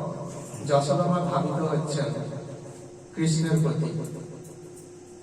কৃষ্ণকে কি তার প্রতিজ্ঞা কি, একটাই প্রতিজ্ঞা, কৃষ্ণকে ধরবো এবং বাঁধবো, একটাই তো প্রতিজ্ঞা। কিন্তু আমাদের সংসারে কি প্রতিজ্ঞা, এই সংসারটাকে আমি ধরবো, হাতের মুঠোয় বেঁধে রাখবো। আমাদের ধাবিত হওয়া কোন দিকে, আমরা ধাবিত হই জড় মিথ্যা অনিত্য সংসারের দিকে। আর যশোদা মা লীলা করে কি দেখিয়েছেন, আমরা অনুচৈতন্য, ভগবান বিভু চৈতন্য। তাহলে অনুচৈতন্যর কাজ হলো সর্বদাই বিভু চৈতন্যকে প্রাপ্ত হওয়ার জন্য প্রচেষ্টা করা, বিভু চৈতন্যকে ধরা এবং তাকে হৃদয়ে বেঁধে রাখা, এটাই তার কাজ। লীলার মধ্য দিয়ে সেটাই দেখাচ্ছেন। কিন্তু আমরা যদি সেটা না করি, তাহলে কি হবে, আনন্দকে যদি না ধরি আমরা, তাহলে আমাদের নিরানন্দেই প্রাপ্ত হবে। আমরা যাই ধরি না কেন, ওই সুন্দর চকচকে মোড়ক দেখে আমরা তার পিছনে ছুটে যাচ্ছি, কিন্তু কি হচ্ছে, তার মধ্যে কিছুই নাই, শুধু মোড়কটাই সার, ভিতরে হিরেও নেই, সোনাও নেই। কিন্তু কৃষ্ণের দিকে ধাবিত হতেই এখানে যশোদা আমাদেরকে পথ দেখাচ্ছে যে তোমরা ধাবিত হও কার দিকে, কৃষ্ণের দিকে। তোমরা তাকে ধরে রাখো, বেঁধে রাখো আমার মতো। হুম? তো এখানে সেই কৃষ্ণের চরণ পাবে, এটাই আমাদেরকে বলছেন যে কৃষ্ণর চরণ পাওয়াই হচ্ছে জীবের সর্বোচ্চ গতি, অর্থাৎ সর্বোচ্চ পাওয়া। এর থেকে বড় পাওয়া আর জীবের কিছুই হয় না। তারপরে বলছে কলিকালে নাম রূপে কৃষ্ণ অবতার, নাম হইতে হয় সর্ব জগত বিস্তার। কলিকালে নাম রূপে কৃষ্ণ অবতার, নাম আর নামের মধ্যে কোনো পার্থক্য নেই। নাম আর নামের মধ্যে, অর্থাৎ শাস্ত্র আমাদের দেখাচ্ছে যে নাম এবং নামের মধ্যে কোনো পার্থক্য নেই। তিনি সর্বদাই অবতরণ করেই আছেন। এমন নয় যে দ্বাপর যুগে অবতরণ করেছিলেন, কলি যুগে গৌরাঙ্গ মহাপ্রভু রূপে অবতরণ করেছিলেন, যেটায় রাম রূপে অবতরণ করেছিলেন, হ্যাঁ, সত্যে নারায়ণ রূপে অবতরণ করেছিলেন, এটা নয়। তিনি সর্বত্রই সর্বক্ষণ তিনি অবতীর্ণ হয়েই আছেন। তার জগতে তিনি সদা বিরাজমান, সদা বিরাজমান তার জায়গাতে। শুধু মাঝে মাঝে তিনি প্রকাশিত হন আর মাঝে মাঝে অপ্রকাশিত হয়ে যান, তাই তো? এখানে লাইটটা জ্বলছে, তার মানে আমি প্রকাশিত, আমাকে সবাই দেখতে পাচ্ছে। লাইটটা বন্ধ করে দিলে আমাকে আর কেউ দেখতে পাবে না, আমি অপ্রকাশিত। তার মানে কি আমি নেই এখানে? তার মানে আমি নেই? অবশ্যই আছে, কিন্তু অপ্রকাশিত হয়ে গেল। ঠিক সেরকম ভগবান সর্বত্র সদা বিরাজমান, তিনি মাঝে মাঝে অবতরণ করেন, মানে প্রকাশিত হন, হ্যাঁ, আর মাঝে মাঝে তিনি অপ্রকাশিত হন ক্ষেত্র বিশেষে। হ্যাঁ, তো এখন কি করছেন ভগবান? নাম রূপে তিনি অবতরণ করছেন। নাম, আমরা কৃষ্ণ নাম করছি, এই কৃষ্ণ নামের মধ্য দিয়ে তিনি আমাদের জীবনে, হ্যাঁ, অবতীর্ণ হয়ে আছেন। তাহলে কৃষ্ণ নামটাই হচ্ছে সার। কৃষ্ণ নাম করা আমাদের যুগ ধর্ম, সেটা চৈতন্য মহাপ্রভু আমাদেরকে বলে দিচ্ছেন। আর কি? নাম হইতে হয় সর্ব জগত নিস্তার। জগৎ, এই জড় জগৎ থেকে নিস্তার পাওয়া যায় একমাত্র কাঠি, একমাত্র চাবিকাঠি, সেটা কি? এই নাম। তাহলে আমরা প্রত্যেকেই কৃষ্ণ নাম করব, করি এবং করব। এটা আমাদের প্রতিজ্ঞা নেওয়া দরকার। কি না, স্বয়ং ভগবান আমাদেরকে নির্দেশ দিচ্ছেন। স্বয়ং ভগবান, আমাদের শিক্ষক মহাশয়রা যদি কিছু নির্দেশ দেন, তাহলে আমরা সেগুলো পালন করি। তো পালন করলে কি হবে? ভালো নাম্বার তোলা যাবে। ঠিক সেরকম আমাদের শিক্ষক মহাশয় চৈতন্য মহাপ্রভুকে কি না বলা যায়? তিনি একদিক থেকে ডাক্তার, অর্থাৎ চিকিৎসক, আবার শিক্ষক, সব থেকে। যিনি ভগবান, তিনি তো একদিক থেকে না একদিক, মানে সব দিক থেকে সবই তিনি। তো তিনি আমাদের শিক্ষক, আমাদেরকে বলছেন কৃষ্ণ নাম করো। তো কলিকালে নাম রূপে কৃষ্ণ অবতার, নাম হইতে হয় সর্ব জগত নিস্তার। সমস্ত জগৎ নিস্তার হয়ে যায়। নাম বিনা কলিকালে নাহি আর ধর্ম, সর্বধর্ম সার নাম, এই শাস্ত্র মর্ম। অর্থাৎ নাম করো, নামের মধ্যেই সব আছে। তবে ওই যে বললাম যে নাম করো, এবার সেখানে বলবে এখানে যে নাম করো, নামই হচ্ছে সর্বধর্মের সার। আর নাম বলো এবং অপরকেও বলাও। নামের মধ্য দিয়ে, নাম কীর্তনের মধ্য দিয়ে কি হয় না, চিত্তের যে মলিনতা সেগুলো আস্তে আস্তে ধৌত হয়ে যায়। নাম হচ্ছে জলের মতো, আমাদের চিত্তে মলিনতা জমে থাকে। হ্যাঁ, মলিন জায়গায় যেমন জল দিয়ে কি করে হয়, ধৌত করে দেওয়া হয়। ঠিক সেরকম নামের মধ্য দিয়ে আমাদের চেতনা, আমাদের চেতনাকে পবিত্র করা প্রয়োজন নামের মধ্য দিয়ে। তো এটাই হচ্ছে ধর্ম। এবং অপরের চিত্তকেও ধৌত করার জন্য তাকেও উপদেশ দাও যে কৃষ্ণ নাম করো। বলছে, এবার বলছে কি করে করবে না, কুবুদ্ধি ছাড়িয়া করো শ্রবণ কীর্তন, অচিরাত পাবে তবে কৃষ্ণ প্রেমধন। কুবুদ্ধিটা ছাড়তে হবে। ভিতরে একরকম আর বাইরে একরকম, সেটা নয়। হ্যাঁ, সরল হতে হবে। সরল মানে ভিতরে এবং বাহিরে একই। মুখে যেই কথাটা বলবো, মনেরও সেই কথা একই, কিন্তু মনের একটা কথা আর মুখের একটা কথা, এদেরকে বলছে কপটতা। এটা কপটতা, এটা না, সরল হওয়া। ব্রাহ্মণের একটা লক্ষণ সরলতা। হ্যাঁ, তো এখানে কি বলছেন? কুবুদ্ধি ছাড়ো, কুবুদ্ধিটা ছাড়ো। আমি কৃষ্ণ ভজন করছি, পূর্বে বহু পাপ করেছি, তার জন্য সেগুলো খণ্ডন করতে হবে। আমি কৃষ্ণ ভজন করছি জানো, হ্যাঁ, এই উদ্দেশ্যটা আমার সফল হয়, বলে এইগুলো সব কুবুদ্ধি, এগুলো পরিত্যাগ করো। কুবুদ্ধি গুলো পরিত্যাগ করে শ্রবণ কীর্তন করো। শ্রবণ কেন করব? শ্রবণ করলেই তো আমরা ভক্তদের চরিত্র জানতে পারবো। তাহলে আমার যদি ইচ্ছা থাকে যে একজন বড় ডাক্তার হব, তাহলে একজন ভালো ডাক্তারকেই তো আমরা অনুসরণ করব। আমার যদি ইচ্ছা থাকে যে একজন বড় প্রফেসর হব, তাহলে একজন বড় প্রফেসরকেই তো অনুসরণ করব। আমার যদি ইচ্ছা থাকে আমি সমাজ সেবক হব, তাহলে পূর্বে যে সমস্ত ব্যক্তিরা সমাজ সেবা করেছেন তাদেরকে তো অনুসরণ করতে হবে, যে তারা কিভাবে সমাজ সেবা করেছেন আমি দেখব। তাহলে আমাকে যদি ভক্ত হতে হয়, তাহলে আমি কাকে অনুসরণ করব? ভক্তকেই অনুসরণ করব। ভক্তদের জীবনগুলো দেখো, সুদামার চরিত্র, অমরেশ মহারাজের চরিত্র, জড়ভরত মহারাজের চরিত্র, হ্যাঁ, এই যে চরিত্রগুলো, প্রহ্লাদ মহারাজের চরিত্র, ধ্রুব মহারাজের চরিত্র, এগুলো শ্রবণ করো। তারা কিভাবে ভক্ত হয়েছে সেগুলো দেখো। তাহলে শুনলেই কি হবে, আমার যদি ভক্ত হওয়ার ইচ্ছা থাকে তাহলে আমি তাদের সেই নীতিগুলোকে অনুসরণ করব। সেই জন্য চৈতন্য মহাপ্রভু বলছেন শ্রবণ করো। শুধু শ্রবণ করলেই হবে না, সেগুলো আবার কীর্তন করো। মানে তাদের কীর্তন মানে কীর্তি কথাগুলো বলো। ধ্রুব মহারাজ কৃষ্ণের জন্য এই করেছেন, প্রহ্লাদ মহারাজ এই করেছেন, এগুলো বারবার বলতে থাকো। তাহলে তোমারও ইচ্ছা হবে যে আমিও চেষ্টা করবো সেরকম করতে। তাহলে যখনই আমার ইচ্ছা জাগরিত হবে তখনই আমি সফলতার দিকে আস্তে আস্তে এগোবো। সেই জন্য চৈতন্য মহাপ্রভু বলছেন যে কুবুদ্ধি ছাড়িয়া করো শ্রবণ কীর্তন। প্রহ্লাদ মহারাজও বলছেন আমাদেরকে, সেই উদ্দেশ্যে দৈত্য বালকদেরকে বলছেন যে শ্রবণম কীর্তনম বিষ্ণু স্মরণম পাদ সেবনম অর্চনম বন্দনম দাস্যম সক্ষম আত্ম নিবেদনম। অর্থাৎ কৃষ্ণের নাম শ্রবণ করো, কীর্তন করো, তাকে স্মরণ করো ইত্যাদি, বন্দন করো, অর্চন করো ইত্যাদি কথাগুলো বলছেন। কিন্তু প্রথমেই বলছেন শ্রবণ। আমি যদি আমেরিকা বা এরকম ইউরোপীয় কোন একটা দেশের নাম নাই শুনলাম, কানে শুনলাম, তাহলে সেই দেশের মানে কি বলবো, মানে প্রাকৃতিক সৌন্দর্যের কথা নাই জানলাম, তাহলে আমার কি কখনো ইচ্ছা হবে যে সেই দেশটা ঘুরে আসতে? হবে না তো। তাহলে আমাকে কি করতে হবে? আগে শ্রবণ করতে হবে। কৃষ্ণ এত সুন্দর, এত দয়ালু। কৃষ্ণের দয়ার কথা আগের দিনও আমরা বলেছি যে তিনি কিভাবে কত সুন্দর ভাবে লীলা করেছেন, প্রত্যেকটা লীলা কতটা শিক্ষণীয়, সেগুলো সবকিছু তিনি বলছেন। তাহলে যে কৃষ্ণের কথা শ্রবণ করো, ভক্তের কথা শ্রবণ করো, কীর্তন করো, তাহলে তুমি কি পাবে? অচিরাত পাবে তবে কৃষ্ণ প্রেমধন। কৃষ্ণ প্রেমধন তুমি খুব শীঘ্রই তবে লাভ করতে পারবে, খুব শীঘ্র। নচেত নয়। কুবুদ্ধিটাকে পরিত্যাগ করতে হবে, সরল হতে হবে। যা কিছু খুঁটি নাটি, অর্থাৎ এই যে মহাপ্রভু তপন মিশ্রকে নির্দেশ দিচ্ছেন যে কুটিনাটি পরিহারি একান্ত হইয়া, অর্থাৎ কুটিনাটিটাকে পরিত্যাগ করতে হবে। হ্যাঁ, অপথ্য জিনিসগুলোকে পরিত্যাগ করে ঔষধ খেলে খুব শীঘ্র কাজে আসে। হ্যাঁ, কিন্তু আমি যদি কুপথ্য খাবো আবার ওষুধও খাবো, তাহলে কিন্তু সেটা হয় না, সঠিক হয় না। সেই জন্য মহাপ্রভু কিন্তু এটা বলছেন।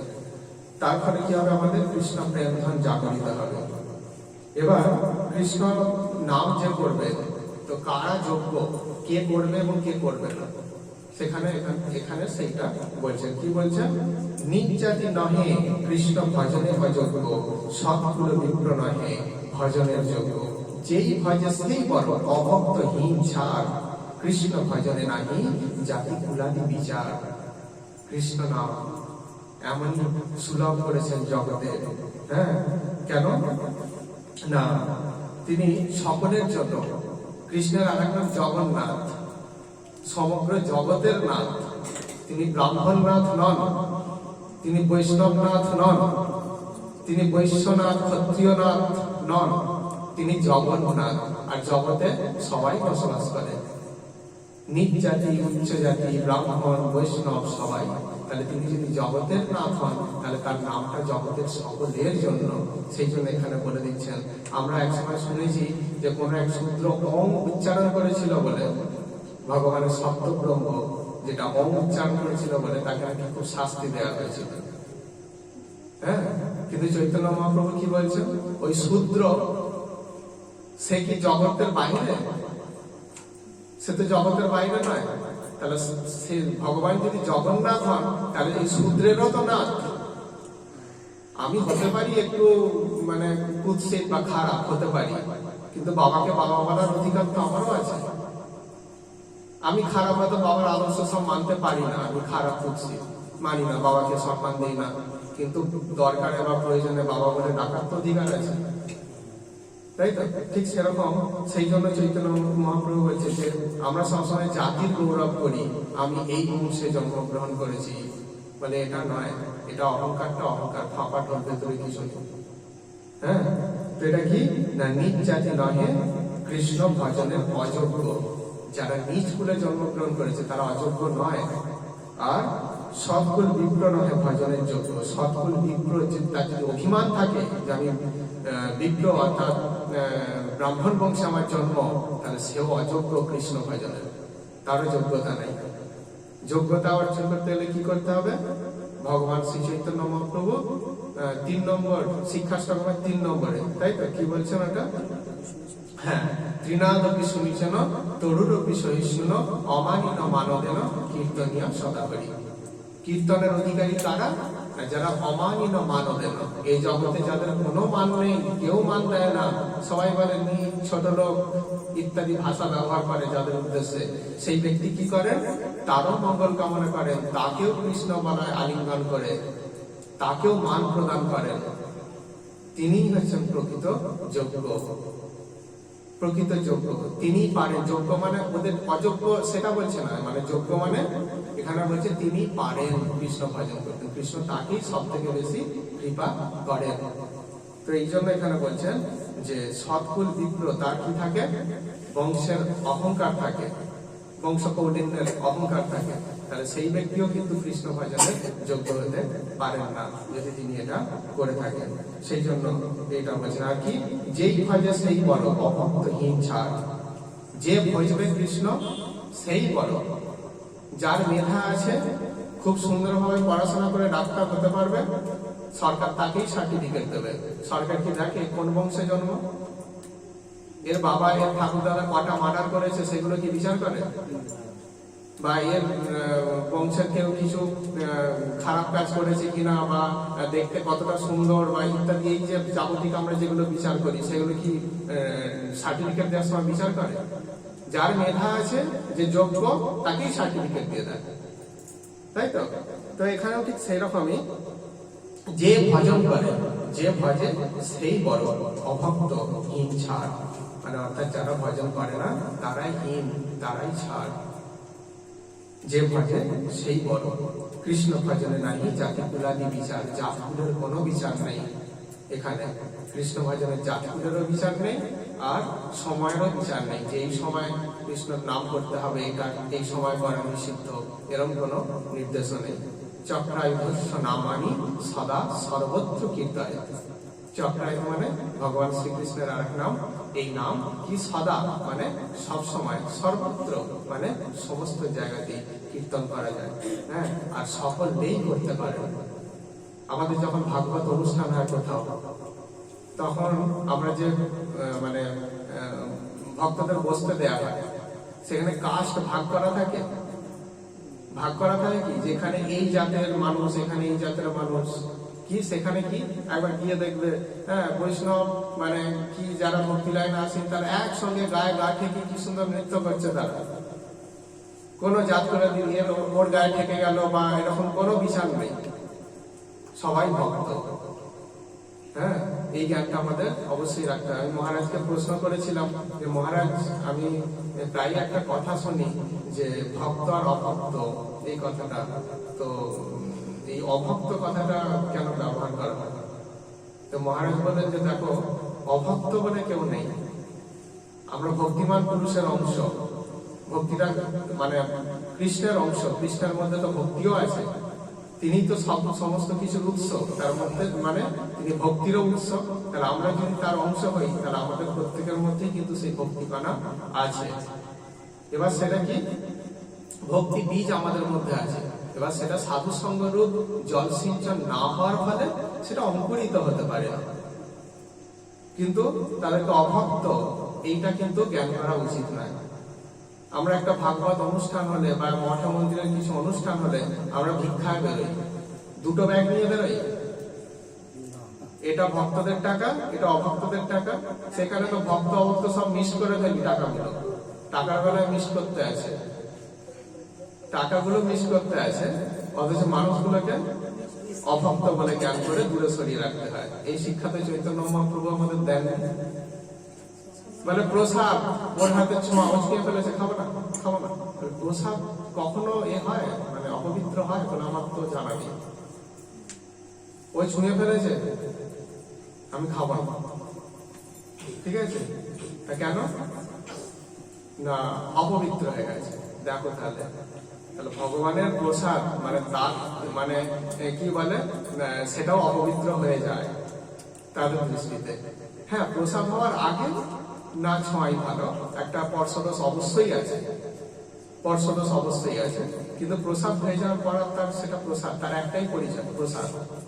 তো আমরা এগুলো বিচার করি যে ওর হাতে খাবো না। দেখুন, একটা গ্লাস, একটা ছোট্ট গ্লাস আমি যদি এঁটো হাতে হাত দিয়ে দিই, উচ্ছিষ্ট হয়ে যায়। তো কি বলে, ওই ওটা সরিয়ে ফেলে ওটা একটু মুছে দাও। কিন্তু দেখো একটা বড় সরোবর, সেখানে লোক খেয়ে হাত ধুতে যাচ্ছে, সে কি কখনো উচ্ছিষ্ট হয়ে যায়? লোকে বলে ওই সরোবরে হাত ধুস না, ওখানে স্নান করিস না, ওই এঁটো হাত ধুয়েছিল বলে। একটা ছোট গ্লাস, সেটা যদি উচ্ছিষ্ট হাতে হাত দিয়ে ফেলি, সেটাকে উচ্ছিষ্ট হিসাবেই ধরা হয়। কিন্তু সরোবরটা বিশাল বড়, তাকে তো ধরা হয় না। বলে যার হৃদয় ওই সংসারের মধ্যে, সংসার রূপ ওই ছোট্ট গ্লাসের মধ্যে সংকুচিত হয়ে আছে, সেই এই বিচারগুলো করে। ওর হাতে খাবো না, অবশ্যই নিশ্চয়ই সেটা যেন শুদ্ধাচারে হয়। হ্যাঁ, দিলে সে অবশ্যই খাওয়া যাবে, কিন্তু সে প্রসাদটা হলে অবশ্যই খাওয়া যাবে। ভগবানের প্রসাদ মঠে মন্দিরে যেমন হয়, লোকালভাবে সব মানুষ দেয়, অনেকে আবার দেখে শুনে পালিয়ে যায়, খাবো না, এখানে সব কারা পরিবেশন করছে। তার মানে কি আমাদের হৃদয়টা এই ছোট্ট গ্লাসের মধ্যে উচ্ছিষ্ট হয়ে যাওয়ার ভয়। কিন্তু আমাদের মহারাজরা কি বলেন, দাও মা দাও মা, তাড়াতাড়ি দাও তাড়াতাড়ি দাও, হ্যাঁ অনেক বেলা হয়ে গেল, বা দে বাবা দে তাড়াতাড়ি দে, হ্যাঁ অনেক, আমার তো দীক্ষাই হয়নি। মানে তারা তো সরোবর তুলল, তারা তো উচ্ছিষ্ট হয়ে যাওয়ার ভয় নেই তাদের। হ্যাঁ, তো এরকমই যে নিজ আর উচ্চ প্রকৃতপক্ষে কে, আমাদের এখানে কিন্তু চৈতন্য মহাপ্রভু পুরোপুরি জানিয়ে দিচ্ছেন। কে নিজ না, যে অভক্ত, অর্থাৎ যার মধ্যে ভক্তি এখনো বিরাজিত হয়নি, কৃষ্ণকে ঘৃণা করে, হ্যাঁ কৃষ্ণকে বিশ্বাস করে না, সেই ছাড়। আর বাকি কি, যে ভজে সেই বলো। কৃষ্ণ ভজনের কোন জাতগুলাদের বিচার হয় না। দিনের অধিক দয়া করেন ভগবান, কুলীন পণ্ডিত ধনীর বড় অভিমান। তাহলে কাকে দয়া করে তিনি না? দীন ব্যক্তিকে অধিক দয়া করে।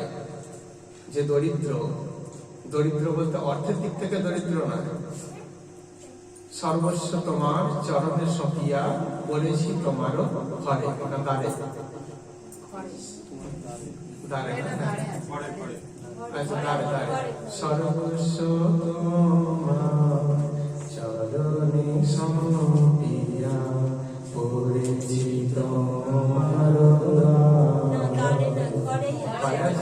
আচ্ছা ঘরে, আচ্ছা তাহলে ঘরেই হবে। যাই হোক, সর্বস্ব তোমার অর্থাৎ যিনি সমস্ত কিছু তাকে দিয়ে দিয়েছেন। আচ্ছা, আমার যদি বিশাল সম্পদ আছে, আমি আপনাকে লিখে দিলাম সব কিছু, তাহলে কার হয়ে গেল? সব আপনার হয়ে গেল। তাহলে আমি কি হয়ে গেল? নিঃস্ব। তাহলে এখানে সেটাই বলছেন, দিন দরিদ্র বলতে এখানে টাকা পয়সা নেই সেটা না। অম্বরীশ মহারাজও দিন দরিদ্রই ছিলেন। তাহলে কিরকম? তিনি তো শশাগর পৃথিবীর রাজা ছিলেন। প্রহ্লাদ মহারাজ, ধ্রুব মহারাজ এরা দিন দরিদ্রই ছিলেন।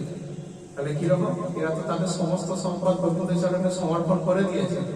তাহলে এরা কি দিন নন? তাহলে তাদের তো নয়। তাহলে এখানে সেটাই খুব সুন্দর বলছে, মানে চৈতন্য দর্শন এখানে। তো কি বলছেন না, দিনের অধিক দয়া করেন ভগবান।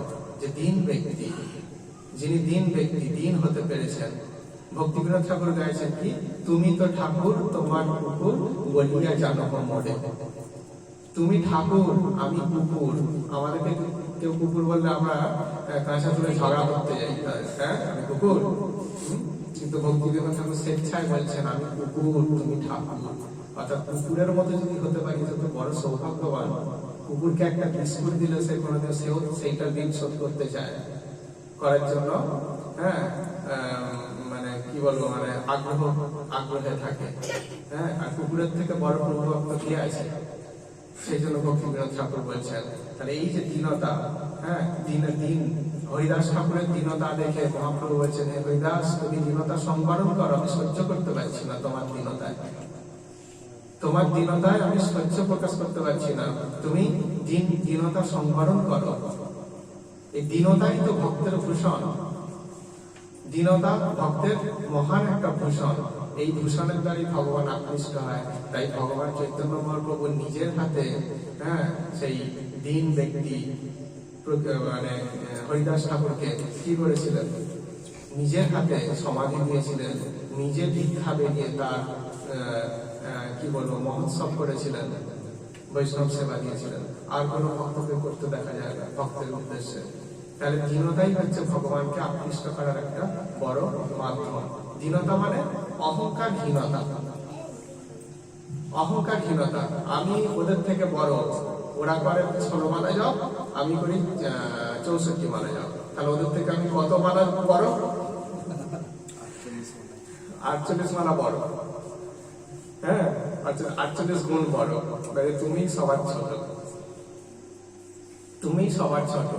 অর্থাৎ দীনতা, যিনি দীনতা প্রকাশ করেন তিনি সদা পূর্ণ। কিরকম দেখুন, সমুদ্র কোথায় বসবাস করে? সে পৃথিবীর সব থেকে নিচু স্থান, সমুদ্র বসবাস করে তো, তাই সে কোনোদিনও নিঃস্ব হয়ে যায়, জল শুকিয়ে যায়। তার জল মেঘ তাকে বৃষ্টি বর্ষণ করছে, হিমালয় সেও বরফ গড়িয়ে তাকে পাঠিয়ে দিচ্ছে সমুদ্রের উদ্দেশ্যে। নদ নদীরা চারিদিক থেকে ছুটে এসে তাকে প্রদান করছে। কি না, সে সবার নিচে নিজেকে অবস্থান করে রাখতে পেরেছে, তাই সে সদা পূর্ণ। কিন্তু বাকি দেখো, বাকি নদী, খানা খন্দ, পুকুর, সরোবর সব কাদের থেকে কোনো না কোনোদিন সেটা বড় বড় হ্রদ পর্যন্ত, পাহাড়ের মাথায় হ্রদ আছে, সেগুলোও বড় বড় হ্রদগুলো, সেগুলোও শুকিয়ে যায়। কিন্তু সমুদ্রকে কোনোদিনও শুকাতে দেখি। কেন? তার দীনতা, সে সবার নিচে নিজের স্থান করে নিয়েছে। মহাপ্রভু দেখিয়েছেন যখন ওই মায়াবাদী সন্ন্যাসীদের কাশিতে সেই এক ব্রাহ্মণ তাকে নিমন্ত্রণ করেছিলেন যে অনেকেই আসবেন সেখানে। সে মায়াবাদী সন্ন্যাসীরা তারা উপরে বসে আছেন, মহাপ্রভু গিয়ে কোথায় বসেছিলেন? সেখানে উঠানের সেই এক মনে সেই সেখানে বসেছিলেন। মহাপ্রভু দেখাচ্ছেন যে দীনতা, তার কি স্থান সত্যি ওখানে? তিনি তো ভগবান, তিনি আমাদেরকে শিক্ষা দিতে এসেছেন যে দীনতা প্রকাশ করো।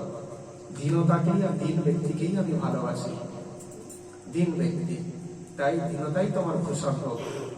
তোমার ভক্তি জীবনের মূল ভূষণ হচ্ছে দীনতা। এটাই আমাদেরকে মনে রাখতে হবে। সেই জন্য বলছেন, দিনের অধিক দয়া করেন ভগবান, দিনের অধিক দয়া করেন ভগবান। এটা কি? হরে কৃষ্ণ, হরে কৃষ্ণ। সেই জন্য বলছেন ভগবান যে দিনের অধিক দয়া করেন ভগবান, কুলীন পণ্ডিত ধনীর বড় অভিমান। তারা তাদের বড় অভিমান বলে তারা কখনো কৃষ্ণকে লাভ করতে পারেন না। তাদের বড় অভিমান বলে। দুর্বাসা মুনি বড় অভিমান, কি আমি সন্ন্যাসী, তুমি আমাকে অবজ্ঞা করে জল খেলে? তাহলে সন্ন্যাসের অভিমান। তুমি গৃহী একজন সামান্য, আমাকে অবমাননা করো, তোমার সাহস হয় কোথায়? তাহলে নিজেকে কতটা বড় ভাবছেন। যখন কৃত্তা সৃষ্টি করলো জটা ছিঁড়ে, তখন অম্বরীশ মহারাজ তো এক পাও ভয়ে পালিয়ে গেল না? আর অথচ যখন সুদর্শন তার পশ্চাতে ধাবিত হলো দুর্বাসা মুনি, সে কিন্তু গোটা ব্রহ্মাণ্ড করে ফেলল, ভয়ে দৌড়ালো।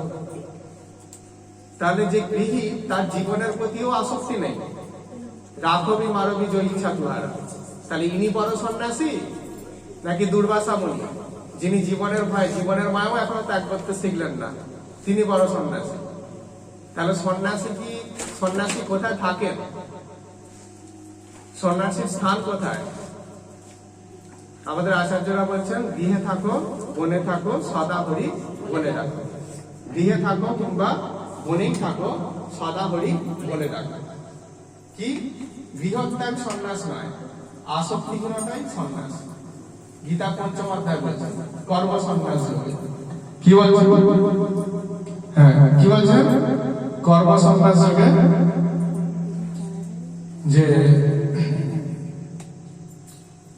গৃহত্যাগ সন্ন্যাস। প্রকৃত সন্ন্যাস হচ্ছে আসক্তিহীনতা। অম্বরীশ মহারাজ সেটাই করেছেন, যে আসক্তিহীন ভাবে তিনি কৃষ্ণের সেবা করেছেন গৃহে থেকে। আর দুর্বাসা মুনি কি করেছেন? বনে থেকেছেন, কিন্তু এই যে আমি সন্ন্যাসী, এই যে আসক্তি, এটা কিন্তু পরিত্যাগ করতে পারেন, তাই তিনি প্রকৃত সন্ন্যাস হয়ে উঠতে পারেন। তো সেই জন্য বলছেন যে দিনের অধিক দয়া করেন ভগবান, কুলীন পণ্ডিত ধনির বড় অভিমান। ভজনের মধ্যে সর্বশ্রেষ্ঠ নববিধা ভক্তি, কৃষ্ণ প্রেম কৃষ্ণ দিতে ধরে মহাশক্তি। ভজন আমরা অনেকে অনেক রকম ভাবে ভজন করি, আমরা অনেকে অনেক রকম ভাবে ভজন করি। ভজনের অনেক মাধ্যম আছে, কেউ যোগ অনুশীলন করছেন, কেউ ধ্যান অনুশীলন করছেন, কিন্তু এখানে কি বলছেন চৈতন্য মহাপ্রভু, যে ভজনের মধ্যে শ্রেষ্ঠ হচ্ছে নববিধা ভক্তি। কৃষ্ণের নাম শ্রবণ করো, কীর্তন করো, স্মরণ করো, এটাই হচ্ছে শ্রেষ্ঠ নববিধা ভক্তি। এটাই একমাত্র পারে, এটাই হরে কৃষ্ণ হরে কৃষ্ণ হরে হরে কৃষ্ণ। তাহলে কি বলছে? ভজনের মধ্যে শ্রেষ্ঠ এই নববিধা ভক্তি, এটাই হচ্ছে সর্বশ্রেষ্ঠ। আমরা যেন অবশ্যই সেটাকে মাধ্যম করি আমাদের ভক্তি জীবনে, ভক্তি জীবনের জন্য মাধ্যম করতে পারি। আর তারপরে কি হবে? কৃষ্ণ প্রেম কৃষ্ণ দিতে ধরে মহাশক্তি। কৃষ্ণ প্রেমের দ্বারাই কৃষ্ণকে পাওয়া যায়, কৃষ্ণকে পাওয়া যায়। তাহলে এই নববিধা ভক্তির মধ্য দিয়েই কৃষ্ণ প্রেম লাভ করা যায়। আমি একটা মানুষকে আমি ভালোবাসলাম, কেন? তার গুণে আকৃষ্ট হয়নি তো, সে এই রকম ব্যক্তি, তার গুণে আকৃষ্ট হয়ে তাকে ভালোবাসতে আরম্ভ করলাম। তাহলে আমি শ্রবণ করছি কার কথা? কৃষ্ণের গুণের কথা আমরা শ্রবণ করছি। এর ফলে কি হবে? কৃষ্ণকে ভালোবাসার ইচ্ছা হবে তো। সুখদেব গোস্বামী প্রথমে কি করতেন? নিরাকার ব্রহ্মের ধ্যানে মগ্ন থাকতেন, কিন্তু ব্যাসদেব বললেন যে আমার পুত্র হয়ে অপূর্ণ ভগবানের সেবা, ভগবানের শুধু আত্মানন্দ অনুভব করবে, ভগবানের প্রকৃত রূপ দর্শন করবে না। যাও তাকে বলো ফিরে আসতে, আমি তাকে শিক্ষা দেবো। কিন্তু সে তো আসে না, সে ব্রহ্মানন্দ ব্রহ্মানন্দের ধ্যানে তিনি মগ্ন। তখন বললেন যে যাও তাকে দুটো শ্লোক বলবে, শ্লোক মুখস্থ করে দিয়ে তাকে পাঠিয়ে দেওয়া হলো। তার কাছে শোনানো হলো না কৃষ্ণের কতটা রূপে আকৃষ্ট হই আমরা। তাহলে কৃষ্ণের যে রূপ সেইটা তিনি শিখিয়ে দিলেন। গিয়ে সেই সুখদেব গোস্বামী যেখানে ধ্যান করছিলেন, সেখানে গিয়ে সেই ব্যাগ কি করলেন? সেই শ্লোক উচ্চারণ করলেন। তো তিনি চোখ খুলে দেখলেন যে বাবা কি এমন পুরুষ যে তার এত রূপ বা এত সুন্দর রূপ হয়। নিরাকার ব্রহ্ম মানে জ্যোতি, শুধু তার সৌন্দর্য একটা জ্যোতি। তার নাকের সৌন্দর্য, মুখের সৌন্দর্য, চোখের সৌন্দর্য আছে কোথায়? সেখানে তার অপূর্ণ নয় কি? সেখানে শুধু একটা জ্যোতির রূপ, কিন্তু এখানে ভগবানের সমস্ত অঙ্গের রূপ সাকারে, এটাই হচ্ছে পূর্ণ। তো যখন বললেন যে এত সুন্দর রূপ, তখন তিনি ভাবলেন বা সেই পুরুষকে একবার দর্শন করতে হতো না? কিরকম সেই পুরুষের ভজনা করতে হতো না? কিন্তু পরক্ষণে ভাবলেন বাবা যার এত রূপ তার নিশ্চয়ই প্রচুর অহংকার, যার এত রূপ তাহলে তার নিশ্চয়ই খুব অহংকার হবে। দরকার নেই বাবা, আমি যেমন আছি তেমনই ভালো। তখন যখন আসলো না, তখন আরো একটা শ্লোক শিখিয়ে দিল। বলে এলো না এখনো? বলে না, তাহলে আর একটা শ্লোক দিচ্ছি, সেটা বলে সেখানে গিয়ে কীর্তন করে না শ্রীকৃষ্ণের গুণের কথা। সবসময় রূপ থাকলেই যে তার অহংকার থাকবে, গুণ থাকবে না এমন নয়, ঠিক আছে? তখন তিনি কি করলেন? গুণের কথা শিখিয়ে দিলেন। গুণটা কি? গুণটা হচ্ছে এইটাই যে বিষ মাখিয়ে তাকে মারতে যায়, ভগবান তাকে মাতৃগতি প্রদান করে। কত গুণ! আমাদেরকে কেউ একটা চর দেখালে, চর মানে না, চর দেখালে আমরা কি করি? তাকে তারপর কি অশালীন আচরণ করে ফেলি। আর ভগবানকে কি করেছিল? ভগবানকে বিষ প্রয়োগ করে মারতে চেয়েছিল পুতানা, সেই পুতানাকে কিন্তু সেই মাতৃগতি প্রদান করেছিল। তখন সুখদেব গোস্বামী উঠে দাঁড়ালেন, এত রূপবান আর এত গুণবান, তাহলে কার ভজন করবো? ঈশ্বর পরম কৃষ্ণ সচ্চিদানন্দ বিগ্রহ অনাদিরাদি গোবিন্দ সর্বকারণ কারণম। আর কি ভাগবত ব্যাসদেব বললেন, এতে চংশ কলাবংশ কৃষ্ণস্তু ভগবান স্বয়ং। কৃষ্ণই স্বয়ং ভগবান, আর বাকি সব তার অংশ বা কলাবতার। তাহলে তারপর থেকে সুখদেব গোস্বামী কি করলেন, তিনি ব্রহ্মানন্দতে মগ্ন ছিলেন, সেখান থেকে উত্থিত হলেন। উত্থিত হয়ে তিনি কৃষ্ণের গুণকীর্তন করতে লাগলেন। এই কৃষ্ণের গুণকীর্তনই হচ্ছে জীবের একমাত্র কর্ম বা একমাত্র কি বলবো কর্তব্য, নিজেকে শোধন করা। তো সেই জন্য বলছেন যে কৃষ্ণ প্রেম কৃষ্ণ দিলে ধরে মহাশক্তি, তার মধ্যে সর্বশ্রেষ্ঠ নাম সংকীর্তন, নিরপরাধে নাম লইলে পায় প্রেমধন। নববিধা ভক্তির মধ্যে শ্রেষ্ঠ হচ্ছে নাম সংকীর্তন। কৃষ্ণের নাম করো, সংকীর্তন করো, নিজের জীবনটাকে সুন্দর করার জন্য নাম করো। তাহলে কি হবে, কিভাবে করবে সেটাও বলে দিচ্ছেন। কিভাবে? নিরপরাধে, অপরাধ শূন্য হয়ে। অপরাধ করো না, আমি মানুষকে ঘৃণাও করবো, দুচ্ছাই করবো, বৈষ্ণবদের নিন্দাও করবো, আর বাড়িতে বসে সন্ধ্যাবেলা কাছে এলে আমি গীতা পড়তে বসবো, সেটা কিন্তু হবে না।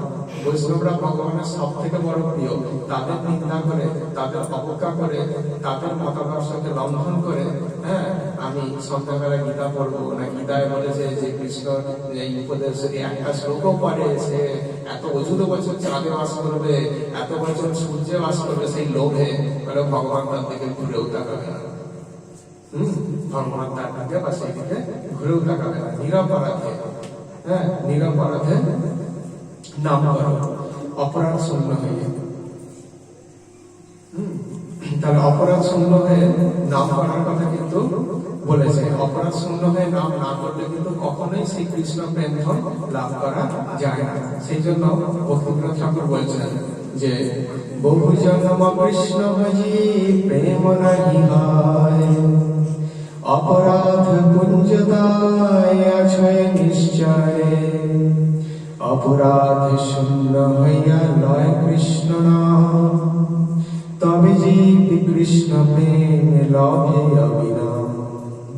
বলছে বহু জন্ম কৃষ্ণ ভজি, এত ভজন করলাম কিন্তু কৃষ্ণ প্রেম এখনো লাভ করতে পারলাম না। তাহলে কি জানতে হবে? অপরাধ আছে। বলছি না এত জল ঢাললাম কিন্তু এখনো ভর্তি হলো না, তার মানে কি বুঝতে হবে? ছিদ্র আছে। আমি জল ঢালছি আর একদিক দিয়ে সেটা চলে যাচ্ছে। তো সেই জন্য বলছে যে বহু জন্ম কৃষ্ণ ভজি প্রেম নাকি হয়, কৃষ্ণ প্রেম লাভ করতে পারলাম না, তার মানে বুঝতে হবে অপরাধ পুঞ্জ নিশ্চয়ই তার আছে। তাহলে কি করতে হবে?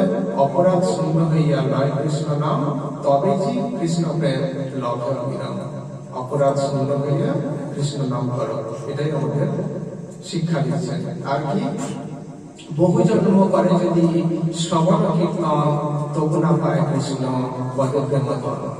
বহু জন্ম, এক জন্ম নয়, কৃষ্ণ মানে বহু জন্ম ধরে শ্রবণ কীর্তন করছি কিন্তু আমরা কৃষ্ণ প্রেম ধন পাচ্ছি না। কেন? বলছে শ্রবণ করার অর্থ কি? স্কুলে যাওয়ার অর্থ কি?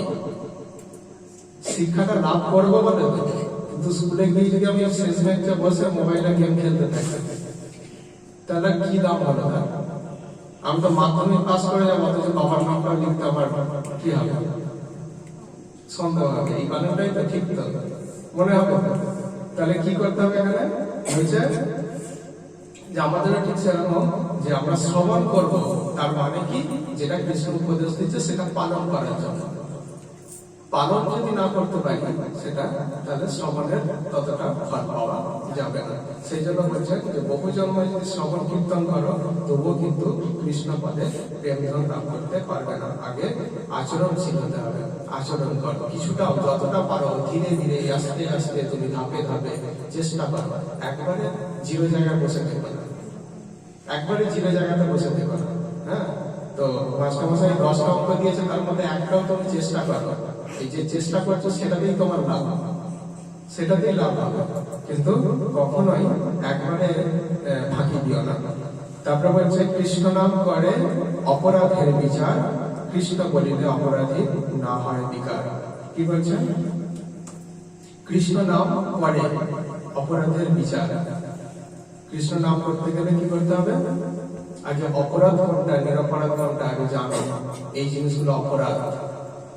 আর কি না, কৃষ্ণ নাম অপরাধের যে বিচার, অর্থাৎ তুমি বিচার করো যে এটা অপরাধ, এটা আমি করবো না, তাহলে এটা পরিত্যাগ করতে হবে। পরিত্যাগ করো, তাহলে কি হবে না, তুমি কৃষ্ণকে অবশ্যই লাভ করতে পারবে। আর কি বলছেন এখানে আমরা দেখবো, চৈতন্য মহাপ্রভু কি বলছেন যে এক কৃষ্ণ নামে করে সর্বপাপ নাশ, প্রেমের কারণ ভক্তি করে প্রকাশ। অপরাধ শূন্য হয়ে যদি তুমি একবারও কৃষ্ণ নাম করতে পারো, তাহলে তাতেই তোমার প্রেম প্রকাশিত হবে, কৃষ্ণ তোমাকে আকর্ষণ করবে। অপরাধ শূন্য হয়ে, হ্যাঁ, সেই কথা এখানে বলে দিচ্ছেন। এক কৃষ্ণ নাম করে সর্বপাপ নাশ, প্রেমের কারণ ভক্তি করেন প্রকাশ। প্রেমের উদয় হয় প্রেমের অধিকার, শ্বেতকম পুলকাদি গদ গদাশ্রুধার। অর্থাৎ তখন তিনি কৃষ্ণ প্রেমে সম্পূর্ণভাবে মগ্ন হয়ে যেতে পারেন। অর্থাৎ সমস্ত জড়জাগতিক মলিনতা থেকে মুক্ত হয়ে তিনি প্রকৃতপক্ষে তার হৃদয় রূপ সরোবরকে প্রেম রূপ শরীরে ভরপুর করে ফেলতে পারেন। তাহলে কৃষ্ণ নাম করবো আমরা, কিন্তু অপরাধ, এখানে যে আলোচ্য বিষয় ছিল যে ভগবান কিন্তু এখানে বলছেন যে অপরাধ থেকে মুক্ত হয়ে তুমি কিন্তু কৃষ্ণ নাম করো, অপরাধের সঙ্গে কৃষ্ণ নাম করো না। সাধুগুরু বৈষ্ণব কি উপদেশ দিচ্ছেন সেগুলো শ্রবণ করো, সেগুলো শ্রবণ করে সেগুলো পালনের মধ্য দিয়ে তুমি ধর্মাচরণ করো। নিজের মন করা ভাবে ধর্ম আচরণ করতে যেও না, তাহলে তুমি কখনোই কিন্তু সেই সফলতা লাভ করতে পারবে না। আচ্ছা, এবার এখানে আমরা বিশ্রাম দেব।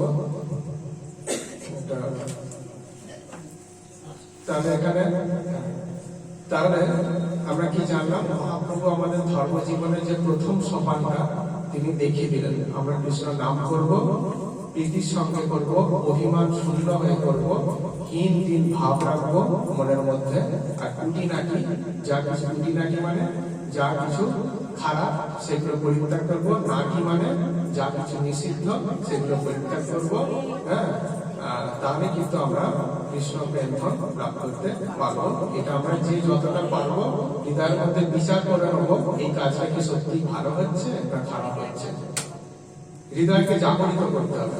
চৈতন্য মানে চেতনা, শ্রী চৈতন্য মানে সুন্দর চেতনা, অর্থাৎ চৈতন্য ভগবান আবার আমাদের চেতনাটাকে তিনি অবতীর্ণ হয়েছেন সুন্দর করার জন্য। এই জন্য তিনি শ্রী চৈতন্য।